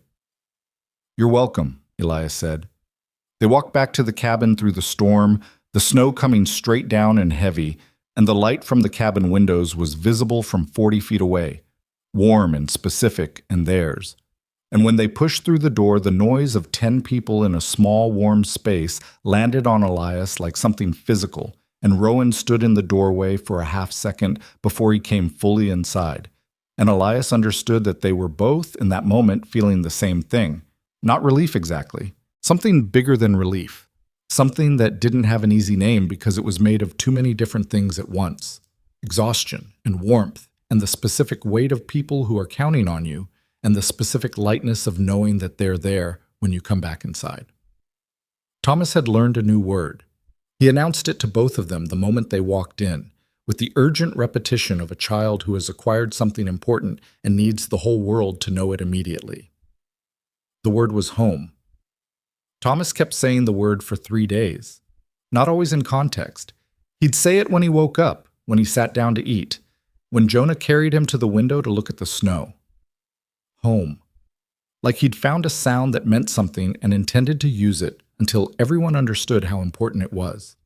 Ruth, who was not a sentimental person and had a low tolerance for repetition, lasted about 36 hours before she started saying it back to him whenever he said it, quietly, like a call and response she hadn't agreed to but couldn't stop herself from participating in. Rowan never commented on it, but Elias watched him hear it, watched the word land on him each time, subtle as weather, the slight change in how he was standing, how he was breathing. February broke slowly, the way iron bent rather than snapped, gradually, grudgingly, with enormous resistance, and then all at once. The storm passed. The temperature climbed 10 degrees, which in that context felt almost warm. The road to Delwood became passable on horseback, if not by wagon, and Cal made the first trip down and came back with grain and salt and a letter for Elias from Daniel that had apparently been waiting at the post office for 2 weeks. Elias read it at the kitchen table that evening, while the younger children were doing the tasks that had become routine. Jonah checking the animals, Nora and Clara cleaning up from dinner, Ruth getting Thomas ready for sleep. He read it twice. Then he folded it carefully and put it in the inside pocket of his coat, where he kept things he needed to keep. Daniel's letter was mostly practical. Work at the Caldwell place was hard but fair. Sophia had made friends with a girl in town. He'd spoken to Marcus by letter, and Marcus was, and here Daniel used a word that told you more than he probably intended, adjusting. Not thriving, adjusting. There was a difference that Daniel, who paid attention to the precise weight of words, had not smoothed over. Elias thought about Marcus a lot that winter. Marcus, who was 10 and big for his age and had their father's shoulders, learning to be useful to people who wanted his body's output but probably not much else. He thought about writing to the Gundersons directly. A careful, formal letter, the kind that would not alarm them but would establish that Marcus was not without family, that someone was watching, that Marcus had people who counted the weeks. He didn't say any of this to Rowan. He was still, even after 3 months, still doing the thing where he tried to solve problems without adding them to the pile that Rowan was already carrying. Rowan was already carrying a great deal. It was Ruth, predictably, who said the thing out loud. She came to Rowan one Sunday morning in late February when the light was doing what light does when winter starts its slow retreat, coming in lower and wider through the windows, not warm yet, but different. And she said, "We need to talk about Marcus." Rowan looked up from the harness he was mending. "Okay. He's at the Gunderson place. 10 years old. The placement wasn't a bad family, but it wasn't." She paused. "He's not with us. And Daniel and Sophia are at the Caldwells, which is 12 miles south of here." Rowan set the harness down. "What are you asking me?" Ruth pressed her lips together briefly. Not because she was uncertain, Ruth was almost never uncertain, but because she was deciding how directly to say it. She went with directly, as she always did. "Is there room for them here?" A silence. Outside, Jonah was talking to the horse. You could hear him through the wall, a one-sided conversation conducted with absolute seriousness, questions answered by silence that Jonah apparently found satisfying. The stove ticked. The new calf, now 3 weeks old and named by Jonah in a ceremony that Rowan had not been consulted about, made a sound from the direction of the barn. "3 more children," Rowan said. "Yes." "In a 4-room cabin that's already got 10 of us in it." "Yes." He was quiet again. He picked up the harness and looked at it and put it back down. "The outbuilding could be converted," he said. "It's not a cabin, but it's got walls and a roof. With a stove and some work, it'd be livable come spring." Ruth stared at him. She'd been prepared for a longer argument, had her points arranged and ready, had anticipated objections and preemptive responses. She had not prepared for him to immediately start solving the problem rather than debating it. "You'd have to convince the families." "I'd have to convince Judge Pruitt. The families don't own them." The adoptions were finalized, which means there's a legal process. He met her gaze. "But it can be done." "But why would the Gundersons give Marcus up?" "Because the Gundersons took a 10-year-old who was supposed to grow into a field hand, and this spring that boy is going to be 11 and working my land instead of theirs, and the thing that made him attractive to the Gundersons is gone." He said it without anger. Just the flat arithmetic of how frontier families made those calculations. "I'll speak to Pruitt. It'll take time." "How much time?" "I don't know. Some." Ruth nodded. She picked up the harness from the table where Rowan had left it and sat down and started working on the section he hadn't gotten to, with the focused competence she brought to anything she picked up. "Thank you," she said to the harness. "You're going to help mend it, or you're going to hold it?" Rowan asked. "Both," Ruth said. He sat back down across from her and they worked in companionable silence. And outside, Jonah was still talking to the horse, and the calf was still making noise, and the stove was doing its job, and the mountain stood in the light that was white and cold and slowly beginning to change. The first real sign that the town of Delwood was revising its opinion of Rowan Blackwood came not through any grand gesture, but through flower. A wagon appeared at the ranch gate one morning in early March. Elias was the first one out the door because he'd heard it coming. You could hear things from a distance on the mountain, sound carrying differently up here than in town, and he stood on the step and watched it come up the road with a wariness that he'd developed over the winter, the particular alertness of someone who'd learned that arrivals could mean anything.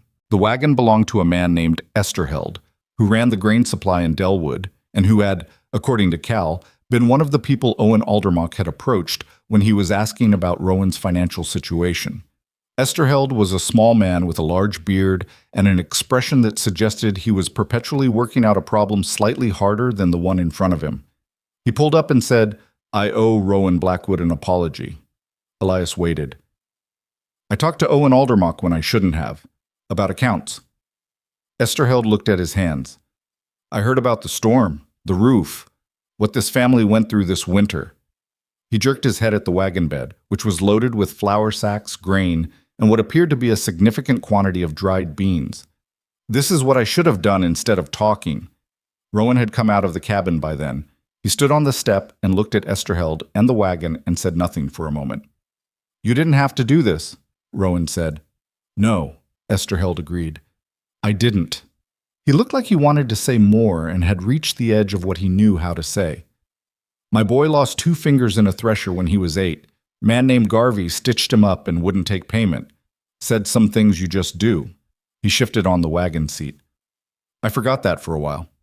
Rowan stepped down from the porch and went to the wagon and held out his hand. Esterheld shook it. The flour and grain and beans went into the pantry, and Elias watched Ruth take inventory of it with an expression that was not quite relief but was something adjacent, the particular feeling of a margin that had been terrifyingly thin suddenly breathing. It was, as it turned out, only the first wagon. Within 10 days of Esterheld's arrival, 2 more families sent supplies. Not with apologies, but without any narrative at all, just wagons that appeared with things in them. A rancher named Birch sent a side of beef and didn't stay long enough to be thanked. The woman who ran the dry goods store, whose name Elias learned was Mrs. Ackland, arrived with fabric and thread and winter clothing that her own children had outgrown, and she sat at the kitchen table and drank coffee and talked to Clara for 30 minutes about nothing in particular. And when she left, Clara sat at the table for a moment with an expression like someone who has received something they'd forgotten they needed. She was kind, Clara said. People can surprise you, Nora said from across the table. Clara looked at her. Nora had said it simply, not with bitterness or cynicism, but with the genuine observation of someone who'd been surprised in both directions and was still tracking the data. Clara nodded slowly. They can, she said. Rowan watched the community's shift with the same expression he watched most things, steady, reading it, not assigning it more meaning than it had yet earned. He told Elias one evening when they were checking the fence line that he didn't entirely trust it. It's easier to be generous when winter's over, Elias said. That's most of it, Rowan agreed. But, he paused, looking at the section of fence they were evaluating. Some of it's real. Esterheld, that was real. He was ashamed, and he came to say so, and he brought something tangible because he's not a man who's comfortable with words. He checked a post. I can work with real, even when it's imperfect. What about Aldermock? Rowan was quiet for a long moment. Owen Aldermock has not sent a wagon. No. Owen Aldermock is not interested in what I've built here. He's interested in what's under the ground on my Northeast 40. He looked at the mountain. That's not going to change because my winter went hard. If anything, the fact that I made it through is going to make him think differently, not more generous, more careful. Elias thought about this. He's going to come back. Yes. With something different. Yes. Rowan pulled on the fence post, testing it. He's patient. He's been patient for 4 years. He'll find a different angle. He looked at Elias. When he does, I want you to know what's happening. Not to worry about it. Just to understand it. Why? Rowan hesitated. And Rowan rarely hesitated, so the pause was worth noting. Because this ranch is going to be yours someday, he said. All of yours. And you should understand what you're protecting. Elias stood with a fence post in his hands and felt the weight of that sentence move through him in a way that he couldn't have described accurately to anyone, not even Ruth. It wasn't just the legal fact of inheritance that Rowan was naming. It was something else. The idea that the future of this place was not something Rowan was building for himself. That it had always, even in those first 10 minutes in the courthouse, been building towards something that would outlast him. That was the shape of it. Not a transaction, not charity, a transfer. He helped fix the fence post and didn't say anything for a while, and Rowan didn't require him to. The crisis, when it came, did not come from Owen Aldermock. It came from the weather, as so many crises in that territory did. And it came for the people Rowan had told Elias the town was slowly learning to see differently. The second storm of late winter hit without the warning the first one had carried. It arrived at midday on a Tuesday when the sky had been doing nothing suspicious, and within 2 hours the temperature had dropped 30 degrees and the snow was coming horizontal. By evening, the road south was invisible, and the wind was doing something to the chimney that required Rowan and Elias both on the roof in the dark with tools they could barely hold. The next morning, when the storm had settled from violent to merely relentless, a rider came up from the direction of the valley. He was half frozen and riding a horse that was done, and he was one of the Fenwick boys. The second one, Isaac, 19 years old. And he came to the door of the cabin, and Rowan opened it before Isaac could knock. "It's the Bergstrom family," Isaac said. His lips were pale. "They're 3 miles south of us on the creek road. The house, the east wall came in. They've got 5 children. Mrs. Bergstrom's got a baby that's 5 weeks old. He stopped. The temperature last night. How long ago? Rowan asked. Wall came in around midnight. We didn't know till morning. Mr. Bergstrom rode to us. Is he? He's at our place.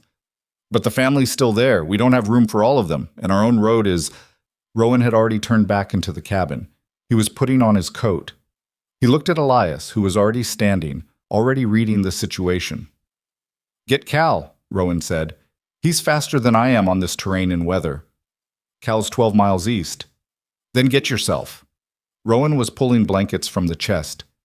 Get Ruth. Tell her what I need. Warm things, food that doesn't require fire, anything soft for a baby. He looked at Elias directly. 5 children and a newborn in a house with no east wall in last night's temperature. He didn't finish the sentence. He didn't need to. What happened in the next 4 hours was not organized. It was not elegant.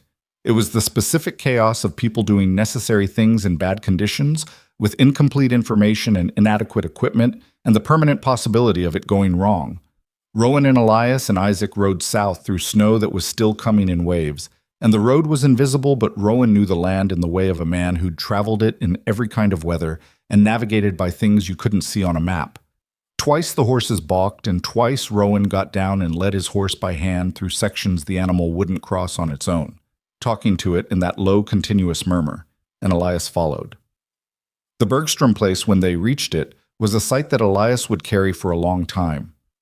The east wall had come in at the corner where it met the roof, and the roof above it had partially followed, and the interior of that section of the house was open to the sky and to the storm. The family had retreated to the south room, which still had walls and a small stove that had been burning since midnight and was now running low on fuel.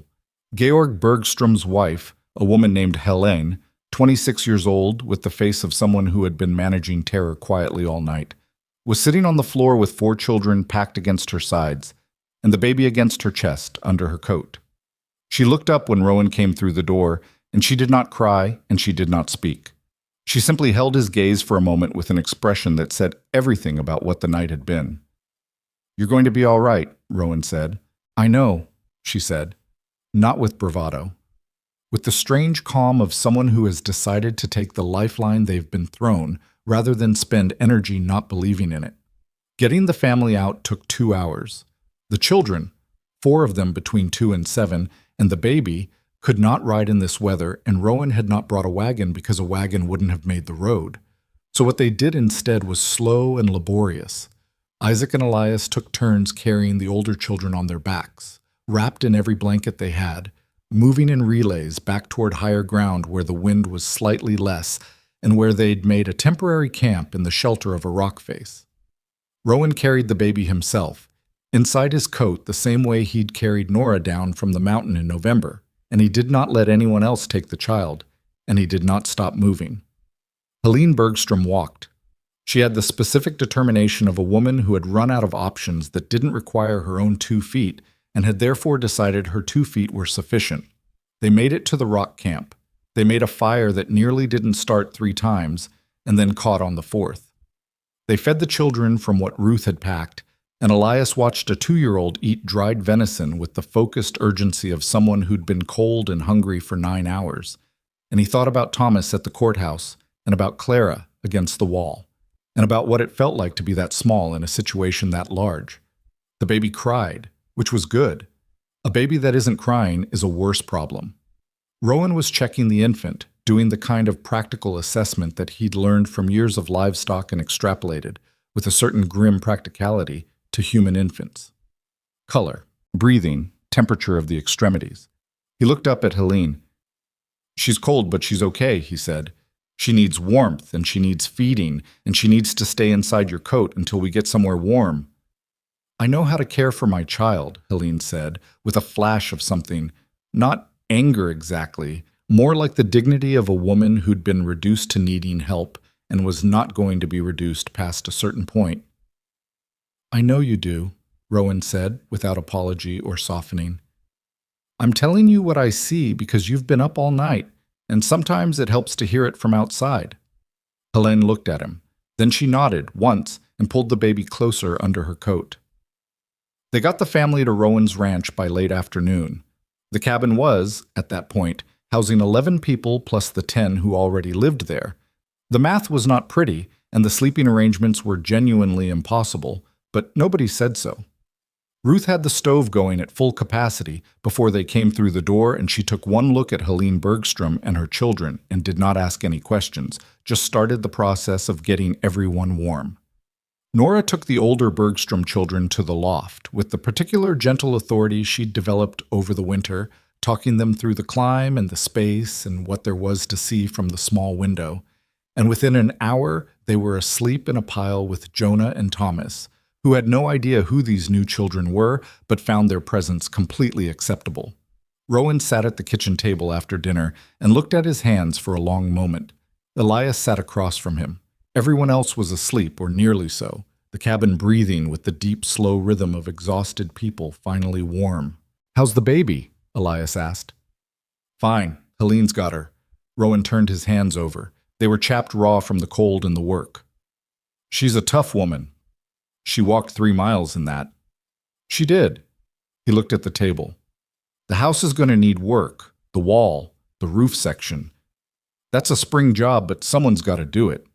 He looked at Elias. "I'm thinking we do it." Elias looked at him. "Us. You, me, Isaac Fenwick, if he's willing, maybe a couple of the older Bergstrom kids if Georg gets back." He said it like it was a ranching task, like it was fence posts and harness work. "Man's got 5 children and a newborn. He's going to need help getting his house back." "We've barely got the outbuilding done," Elias said. "The conversion for Marcus and Daniel and Sophia." He stopped. He still said their names like that. A list, a set, still half convinced that saying them together kept something intact. "We'll do both," Rowan said. "That's a lot of work." "Yes." Elias sat with that for a moment. "When did you decide?" "Decide what?" "That this is what you do. That when someone needs something, you just do it." Rowan looked at him with a complicated expression. "It's not a decision," he said. "It's more like not being able to pretend you didn't see it." He paused. "Some people are better at that than I am. I'm not saying that as a virtue. I've spent half my life wishing I was better at it." Elias thought about Rowan at the courthouse, about the specific moment when a man who could have set Nora down explained the situation to Mrs. Holt and ridden back up his mountain without anyone thinking worse of him for it. Instead of doing that, he'd sat down uninvited in a chair at a judge's desk and asked what he needed to sign. "I don't think you wish that," Elias said. Rowan looked at him. "I think you say you wish it. That's different." A long pause. The stove ticked. Somewhere in the sleeping room, the baby made the small, continuous sounds that newborns make, and Helene Bergstrom's low voice answered them, and the two sounds together made a specific texture of the night: life, precarious, and persistent. Rowan almost smiled. "Maybe," he said. He stood up. He went to check the stove, the door, the window, the ritual, unchanged from the first night, the perimeter check that was not about security exactly, but about making sure everything was where it should be before he allowed himself to rest. Then he stopped in the middle of the room. "Elias." "Yeah." "I got a letter from Judge Pruitt yesterday." Elias was very still. "About Marcus?" "About all 3 of them." Rowan turned around. His face was doing the thing Elias had learned to read, the settling, the relaxing of whatever kept him braced. "Pruitt's agreed to a review. Caldwells are willing. The Gundersons—" He stopped. "The Gundersons took some convincing. But Pruitt convinced them." He held Elias's gaze. "They'll be here by April." Elias sat at the kitchen table in a cabin that was holding 17 people in 4 rooms and felt something happen in his chest that was too large to contain but tried anyway. He pressed his hands flat on the table. He breathed carefully. "All 3, he said. "All 3. He nodded. He kept nodding for a moment because it was that or something else, and he'd spent a long time choosing nodding. "Okay," he said. His voice was not entirely steady. "Okay," Rowan said. Outside, the storm that had rearranged so many things was thinning at last. The wind dropping by degrees, the mountain doing what the mountain did, absorbing everything and remaining. Through the window, the sky was beginning to show the particular darkness that comes just before it starts lightning, the darkness that is not night anymore but is not yet morning. In the loft, 7 children, his and the Bergstroms, and Nora, who was his now too, slept in a pile of blankets and limbs and the specific unconscious trust of the young. Below them, Helene Bergstrom murmured to her newborn. At the far end of the main room, Isaac Fenwick slept sitting up against the wall because there was nowhere else, his hat still on his head. Rowan went to the door and looked out through the small window beside it at the beginning of the sky. "Spring's coming," he said, mostly to himself. "Can't come fast enough," Elias said. Rowan turned from the window and looked at the room. Full, crowded, improbable, real. "No," he said, "it really can't." He went to sleep in his chair by the stove, as he had done many nights that winter, in case something needed him. And for the first time in a long time, the thing that needed him was not a problem. It was just people. His people. All of them accounted for and warm and present, and 3 more coming in April, and the mountain going slowly, mile by mile, degree by degree, into spring. April came the way it always comes to Montana. Not gently, not all at once, but in arguments. A warm day followed by 3 cold ones. Snow that started melting and then reconsidered. The mud was everywhere. The particular thick mud of mountain thaw that pulled at boots and wagon wheels with a kind of possessiveness, as if the ground wanted to hold on to everything it had accumulated over the long winter and wasn't ready to let go. Elias stood at the gate on a Thursday morning watching the road south, which he had been doing off and on for 3 days. The wagon was supposed to come Thursday. Cal had ridden down Wednesday to confirm the timing and had come back and said Thursday, and now it was Thursday and the road was visible from the gate for about a mile before it curved behind a stand of timber, and Elias was watching that curve. Ruth came out of the cabin and stood beside him without saying anything.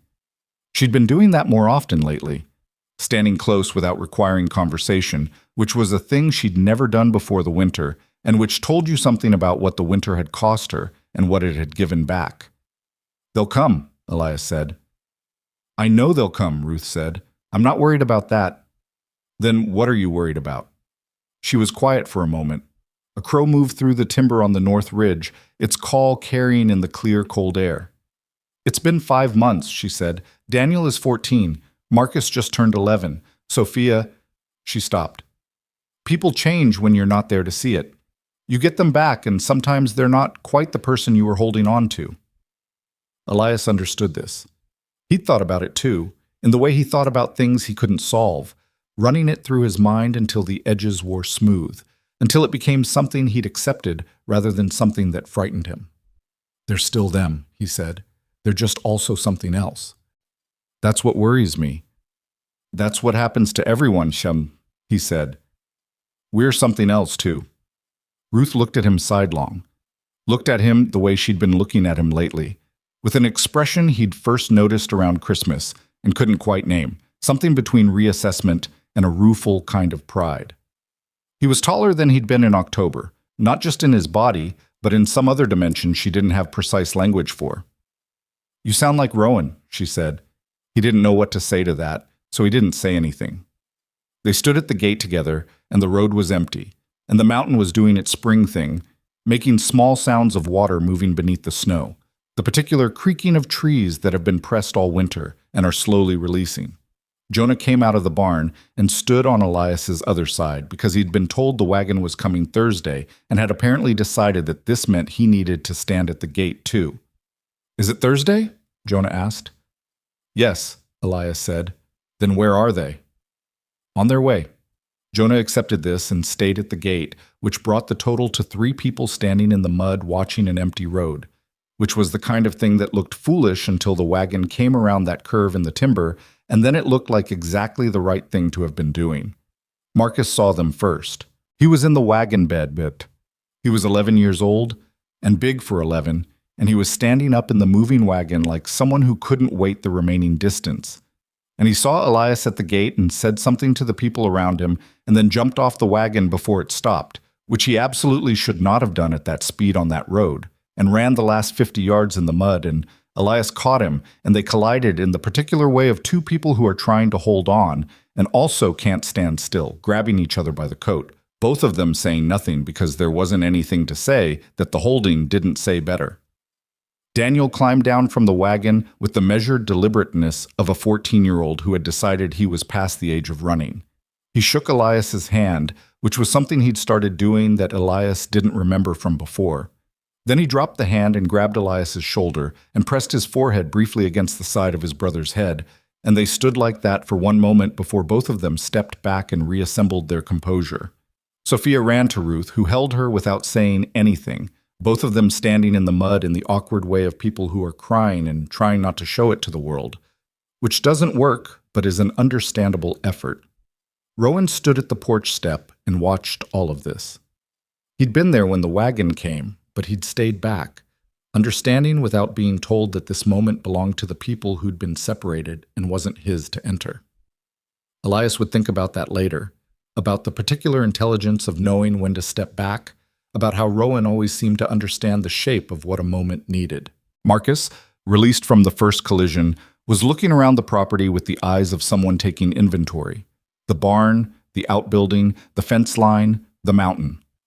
He was doing the calculation of whether this was real, whether it matched what he'd been told in letters, whether it was going to hold. He looked at Rowan. Rowan looked back at him. "You're the one who got them out," Marcus said. Not a question. Not gratitude, exactly. It was too direct for gratitude, too much like an accounting. "We got each other out," Rowan said. Marcus considered this. His jaw worked slightly, which was a thing he did when he was processing something too large for quick absorption. Then he nodded once, the way Rowan nodded, a single definitive acknowledgement, and Elias understood that some kind of recognition had passed between them that didn't require more words than it had used. Sophia was looking at the cabin with the specific attention of someone who has been imagining a place based on descriptions and is now adjusting the image to reality. "It's smaller than I thought," she said. "It fits us," Ruth said. "How?" "Badly," Clara said from the cabin doorway, with the flat honesty that was her particular gift. "But it fits." Sophia looked at Clara and then laughed, a genuine one, surprised out of her.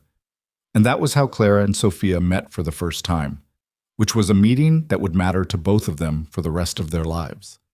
The house that had been crowded with 10 was now impossible with 13, and it was fine. The outbuilding conversion was finished enough.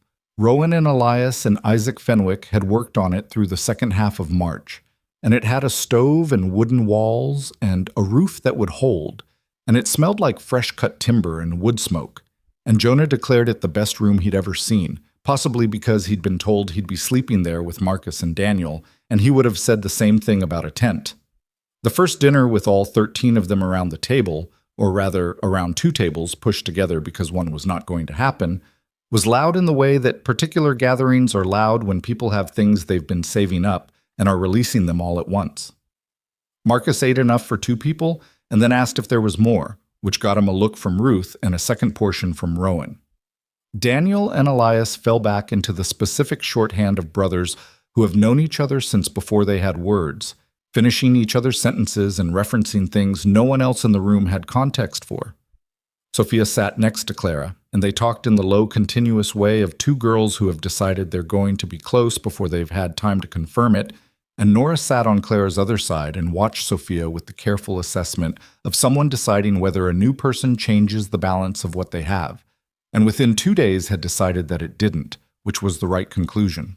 Rowan ate his dinner and refilled water glasses and broke up one argument between Jonah and Marcus that threatened to escalate and handed Thomas a biscuit when Thomas demanded one by the expedient of climbing Rowan's leg, and he looked around the table once, briefly, with an expression that he didn't try to control or modify. And then he looked back at his plate. Elias saw it. He always saw it now. Had gotten practiced at watching Rowan's face in the moments when it showed things he didn't intend to advertise. The expression was the same one he'd worn the night Thomas walked to his boots. The same one he'd worn reading Ruth's Christmas note.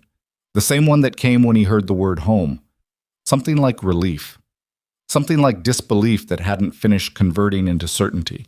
Something like a man who had lived alone for 11 years on a mountain and made himself sufficient and competent and self-contained, and had then walked into a courthouse in November and had been, without fully understanding what was happening to him, fundamentally altered. Owen Aldermock came back in May. He came with a lawyer this time, which told you something about how seriously he was taking it, and also about how his previous approach had affected his strategy. The lawyer was a thin man from Billings named Croft, who had the manner of someone paid to be unpleasant in professional contexts, and who was very good at his job. They arrived on a Tuesday afternoon when the ranch was in the full operational chaos of spring.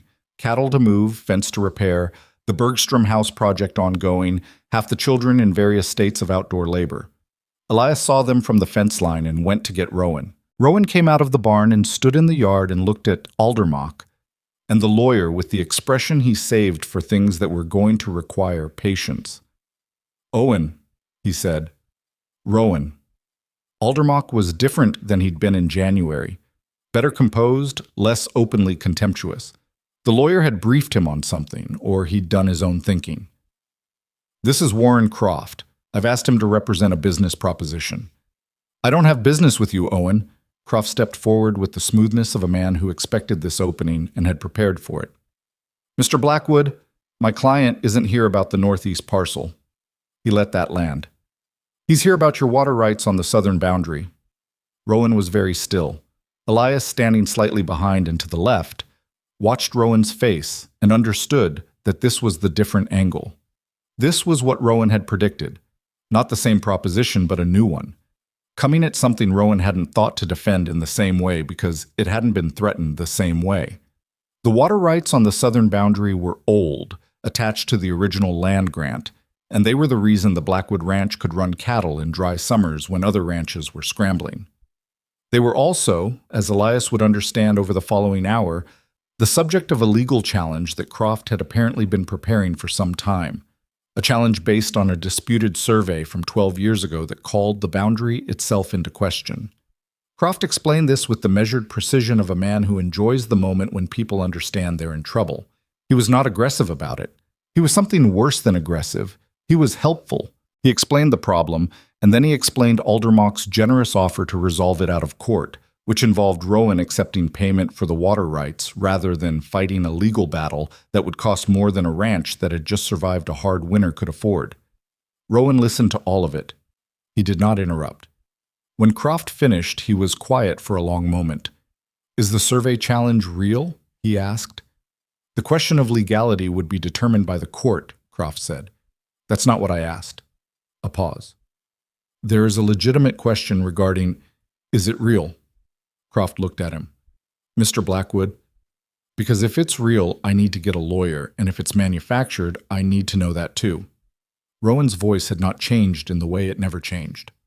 "I'm going to find out which it is. I'm telling you that so you can factor it in." Aldermock spoke for the first time since the introduction. "Rowan, this is business." "It's my family's water," Rowan said. The word family came out with a plainness that did something to the air between them. Not dramatically, not performed. It was the same tone he used for fence posts and cattle and firewood. "This is what it is. This is what we're talking about. This is what I will not give up." Aldermock heard it, and something shifted in his face. Not softening, but a recalibration, the expression of a man who has played a long game and is recognizing that the terrain has changed under him in ways he didn't account for. He had been trying to acquire a parcel of land from a single man on a mountain. That calculation was done. The man on the mountain now had 13 children, and a community that had been sending wagons of supplies and had helped rebuild a neighbor's house, and the social arithmetic of pressuring that man looked different than it had in November. "I'll give you time to consider," Croft said in the tone of lawyers who know they're leaving. "I don't need time to consider," Rowan said. "I need you to show me the survey document, and I need a week to have it examined." Croft looked at Aldermock. Something passed between them. Croft reached into his case and produced a document and handed it over, and they left, and Rowan stood in the yard holding the document and looking at it with the same expression he'd used on Ruth's supply calculation in December. reading it for what it actually said rather than what he'd been told it said. That evening, he put the document on the kitchen table, and Elias sat across from him, and they went through it together, which was the first time Rowan had asked Elias to look at something legal, and Elias understood the significance of that without needing it explained. The survey was 12 years old, and it was not fraudulent. That was the uncomfortable truth they arrived at together. There was a genuine ambiguity in the original boundary description, the kind that probably hadn't mattered when the land around it was open range and started mattering when people began wanting specific things from specific parcels. "So it's real," Elias said. "The ambiguity is real," Rowan said. "That doesn't mean Aldermock wins. It means there's a fight." "Can we afford a fight?" Rowan leaned back. He rubbed the back of his neck. "No," he said plainly. "Not a long one." They sat with that. The lamp on the table was doing its best. Somewhere in the back room, Marcus and Daniel were involved in something physical that kept producing thumping sounds that no one was investigating because no one had screamed yet. "Cal knows a land lawyer in Helena," Elias said. "Cal's already written to him." Elias looked at him.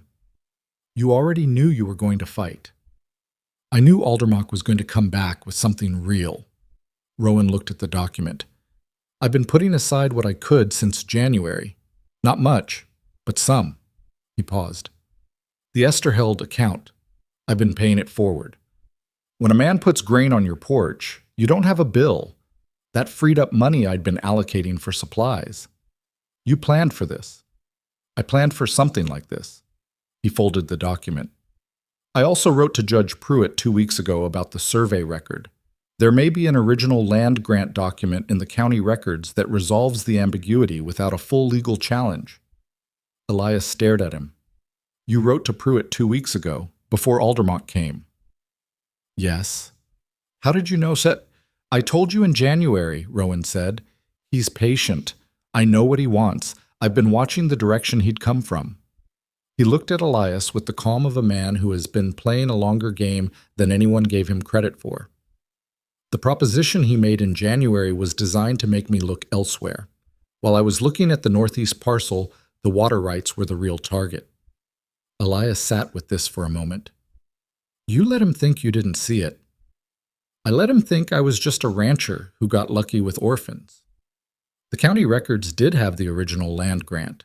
It took Judge Pruitt's clerk 3 days to locate it, and it took the lawyer Cal had contacted in Helena, a meticulous, unhurried man named Aldous Finch, who turned out to have an old professional grievance against Warren Croft that added a certain energy to his engagement with the case.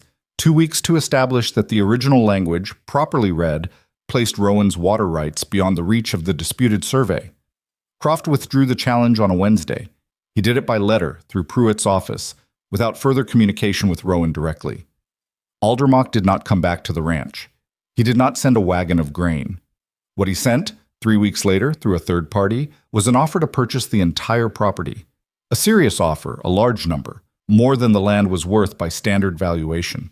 The kind of number a man sends when he wants to change the conversation from winning to buying. Rowan wrote back one sentence. Elias read the draft because Rowan showed it to him. "This land is not for sale at any price."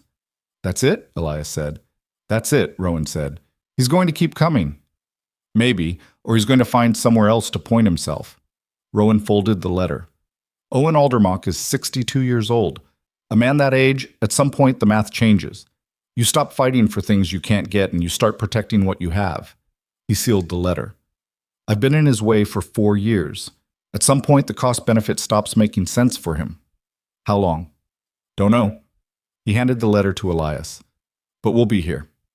The summer that followed was the summer Elias would think of first, always, when someone asked about his childhood. Not the one he'd had with his parents, which was full of its own good things, its own texture of ordinary life. The summer on Rowan's Mountain, 13 children and 1 man and Cal coming and going, and the Fenwicks sometimes helping, and the Bergstrom children sometimes visiting, and the work that was constant and physical and satisfying in the way that work is satisfying when it's for something you can see and touch. Marcus had been different when he came back. Ruth had been right about that. He was quieter than he'd been before October. The Gunderson months had put something in him that hadn't been there, some awareness of how people could look at you and see only what you were useful for, and that awareness made him watchful in a way that 11-year-olds shouldn't have to be watchful. It didn't go away entirely, but it changed shape over that summer under the specific influence of a place where people wanted him for himself rather than his shoulders. And by August, he was louder again. Not the same loud, but loud, and that was enough. Daniel built things. This had always been true, but on the ranch it had room to become what it actually was, which was a genuine structural intelligence. An ability to look at a problem in 3 dimensions and understand intuitively how the pieces should fit. Rowan recognized it the way he recognized things, without making a ceremony of it, by simply giving Daniel the harder carpentry problems and then staying out of the way. Sophia and Clara became the thing you sometimes see between people who are not blood, but are matched in some essential way. A pair, a unit, finishing each other's sentences in a different register than Elias and Daniel did, which was less about shared history and more about shared perception. Sophia had their mother's stubbornness, and Clara had something cooler and more observational, and together they were formidable in the particular way of 2 people who balance each other's deficits. Nora stopped having nightmares in June. She didn't announce this. Clara noticed first, then mentioned it to Elias with the quiet relief of someone who has been monitoring something worrying and has finally watched it ease. Nora herself, when Clara eventually said something to her about it, shrugged with the deliberate carelessness of a child who is not yet ready to examine something that has healed, and Clara let it alone, because Clara was always right about when to press and when not to. Thomas turned 2 in September, and walked everywhere with the absolute confidence of someone who had recently discovered locomotion and found it transformative. He had decided that Rowan's boots were his personal property, a belief he expressed by putting his own small feet into them at every opportunity, and then standing with the deep satisfaction of someone who has claimed territory. Rowan let him do this every time, which told you most of what you needed to know about who Rowan Blackwood was and who he had become. The question of what Elias was going to do had been circling him since spring.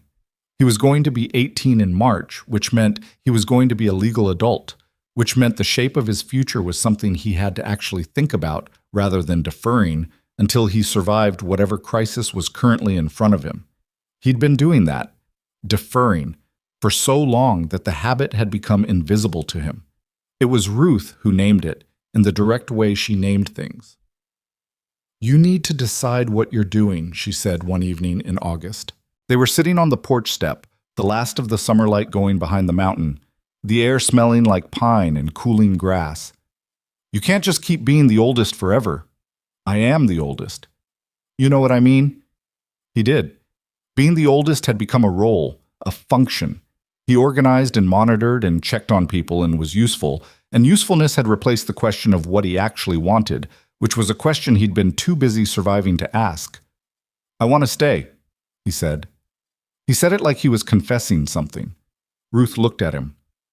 Here, on the ranch, if—" He stopped.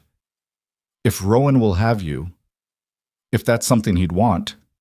Ruth was quiet for a moment. A hawk was making the long circles above the north pasture that hawks make in the evening, patient and broad. "Elias," she said. "He called you his son to Owen Aldermock's face in January. That was him telling you what he thought." Ruth looked back at the hawk. "The man doesn't say things he doesn't mean. You know that." He did know that. He went to Rowan that night, found him in the barn doing the last check on the animals, the lantern making a small warm circle in the large dark space, the horses present and breathing and calm. Rowan looked up when he came in, read the quality of his entry, Elias with something to say, and waited.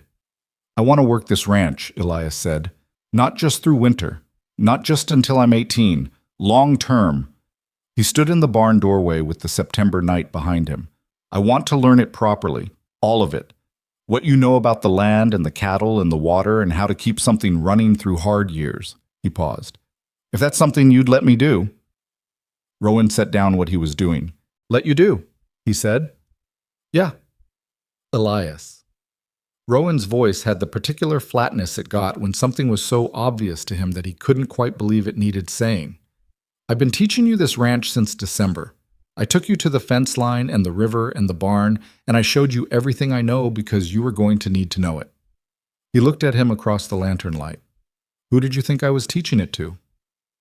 Elias stood in the doorway and felt something shift in the architecture of himself, something that had been braced for a long time.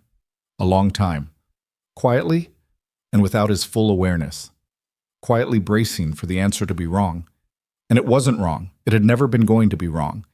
And the bracing could finally, after 17 years of various forms of it, stop. He nodded. His throat had done something that made speech temporarily inadvisable. Rowan picked up what he'd put down and went back to the horses, and the barn was quiet except for the animals and the lantern and the sound of the September night pressing gently at the walls. "Get some sleep," Rowan said. "We're moving the south herd tomorrow, and I need you useful." Elias laughed. It came out rough, and not particularly dignified, but it was genuine, and genuine was what mattered. He went back to the cabin. The house was full of the sounds it always was at that hour. The younger ones already asleep, Ruth reading by the lamp, Sophia and Clara talking through the wall in the murmuring, ongoing conversation they seemed to never finish, Daniel in the outbuilding probably designing something, Marcus already asleep because Marcus slept the way he did everything. Completely, without reservation. He climbed to the loft and lay in the dark and looked at the ceiling. He knew by now the way you know a face, every board, every knot, every place where the light came through differently in the morning. He thought about his mother, about a promise made when he was too young to know what it would cost. He thought about how promises like that are not paid off in a single act but in 1,000 small ones, in the daily choosing of people over convenience, in the showing up when showing up is hard, in the sitting in a chair by a stove all night in case something is needed. He thought about a man who had walked into a courthouse with a frozen child and walked out with 10 because he was constitutionally incapable of walking past something that needed doing, who had spent 11 years alone on a mountain being sufficient and competent and quietly, without naming it, waiting for a shape that would make the whole thing make sense. They had found each other, which was the only way to say it. Circumstances had arranged a collision between a family that needed someone who wouldn't leave and a man who needed people worth staying for, and the collision had been loud and frightening and expensive and improbable, and it had worked, which was not guaranteed, which was never guaranteed, which was the whole point. Years from now, people in Delwood would tell the story of Rowan Blackwood and the 9 orphans, and the story would grow in the telling the way stories do, accumulating details and drama that may or may not have been present in the original. Some of those versions would make it cleaner than it was, would smooth over the hard winter and the thin margins and the nights when things could have gone differently, would make Rowan larger than life and the children more uniformly grateful than real children ever are. The actual version was messier and truer and more interesting than any of those. The actual version had Ruth arguing with Rowan at kitchen tables at midnight, and Marcus taking 3 months to stop being watchful, and Nora's nightmares, and the February storm that nearly broke everything, and Owen Aldermock's patience, and the water rights that had to be fought for through documents and county records, rather than through any dramatic confrontation. The actual version had a boy in a courthouse putting his hands flat on a judge's desk with no plan and no leverage, and the sheer refusal to agree to something he had not agreed to, and a man sitting down uninvited in a chair and asking what he needed to sign. The actual version had 13 children growing up on a mountain ranch, not easily, not without friction, not in any way that looked like the stories you'd tell to make it sound simple. Growing up with chores that were real chores, and winters that were real winters, and a man who showed his feelings through action rather than declaration, who taught by doing rather than explaining, who sat up in chairs by stoves so the people in his care didn't have to worry about whether someone was watching. That was the legacy. Not the ranch, though the ranch endured. Not the land, though the land held against Owen Aldermock and everything that followed him. The legacy was the specific understanding that had taken root in 13 different children in 13 different ways, shaped by their own characters and their own wounds and their own particular ways of needing things. The understanding that a family is not primarily a biological fact. It is a daily decision. It is the choice, made over and over in the small moments that don't feel important while you're making them, to stay and show up and do the thing that needs doing and sit up in case. Elias Mercer fell asleep in the loft of Rowan Blackwood's cabin on a September night, with the sound of his brothers and sisters in the rooms below him, and the mountain standing where it always stood outside. And he slept without counting days or rehearsing arguments or bracing for the thing that was going to go wrong. He slept like someone who had come home. And home, it turned out, was not a place his mother had been able to give him, though she'd tried. Not a place the county of Delwood had been able to arrange, though they'd meant to. Home was something built out of harder materials than intention, out of a stranger's inexplicable decision on a November morning, out of months of work and cold and fear and fish caught under river ice, out of Christmas notes and colic, and a calf born in a blizzard, and a 2-year-old walking toward a pair of boots and saying the word that meant everything. Thomas still said it sometimes, unprompted, in the middle of ordinary things. Setting down his fork, or waking from sleep, or looking out the window at the mountains, he'd say it quietly and completely, as if reminding himself, or reminding the world. Home. And the word would move through whatever room he said it in, touching everyone who heard it, landing differently on each of them according to what they'd needed, and what they'd lost, and what they'd found on this improbable mountain with this improbable man who had never been able to walk past something that needed him. It was enough. It was against every expectation and calculation and reasonable projection exactly enough.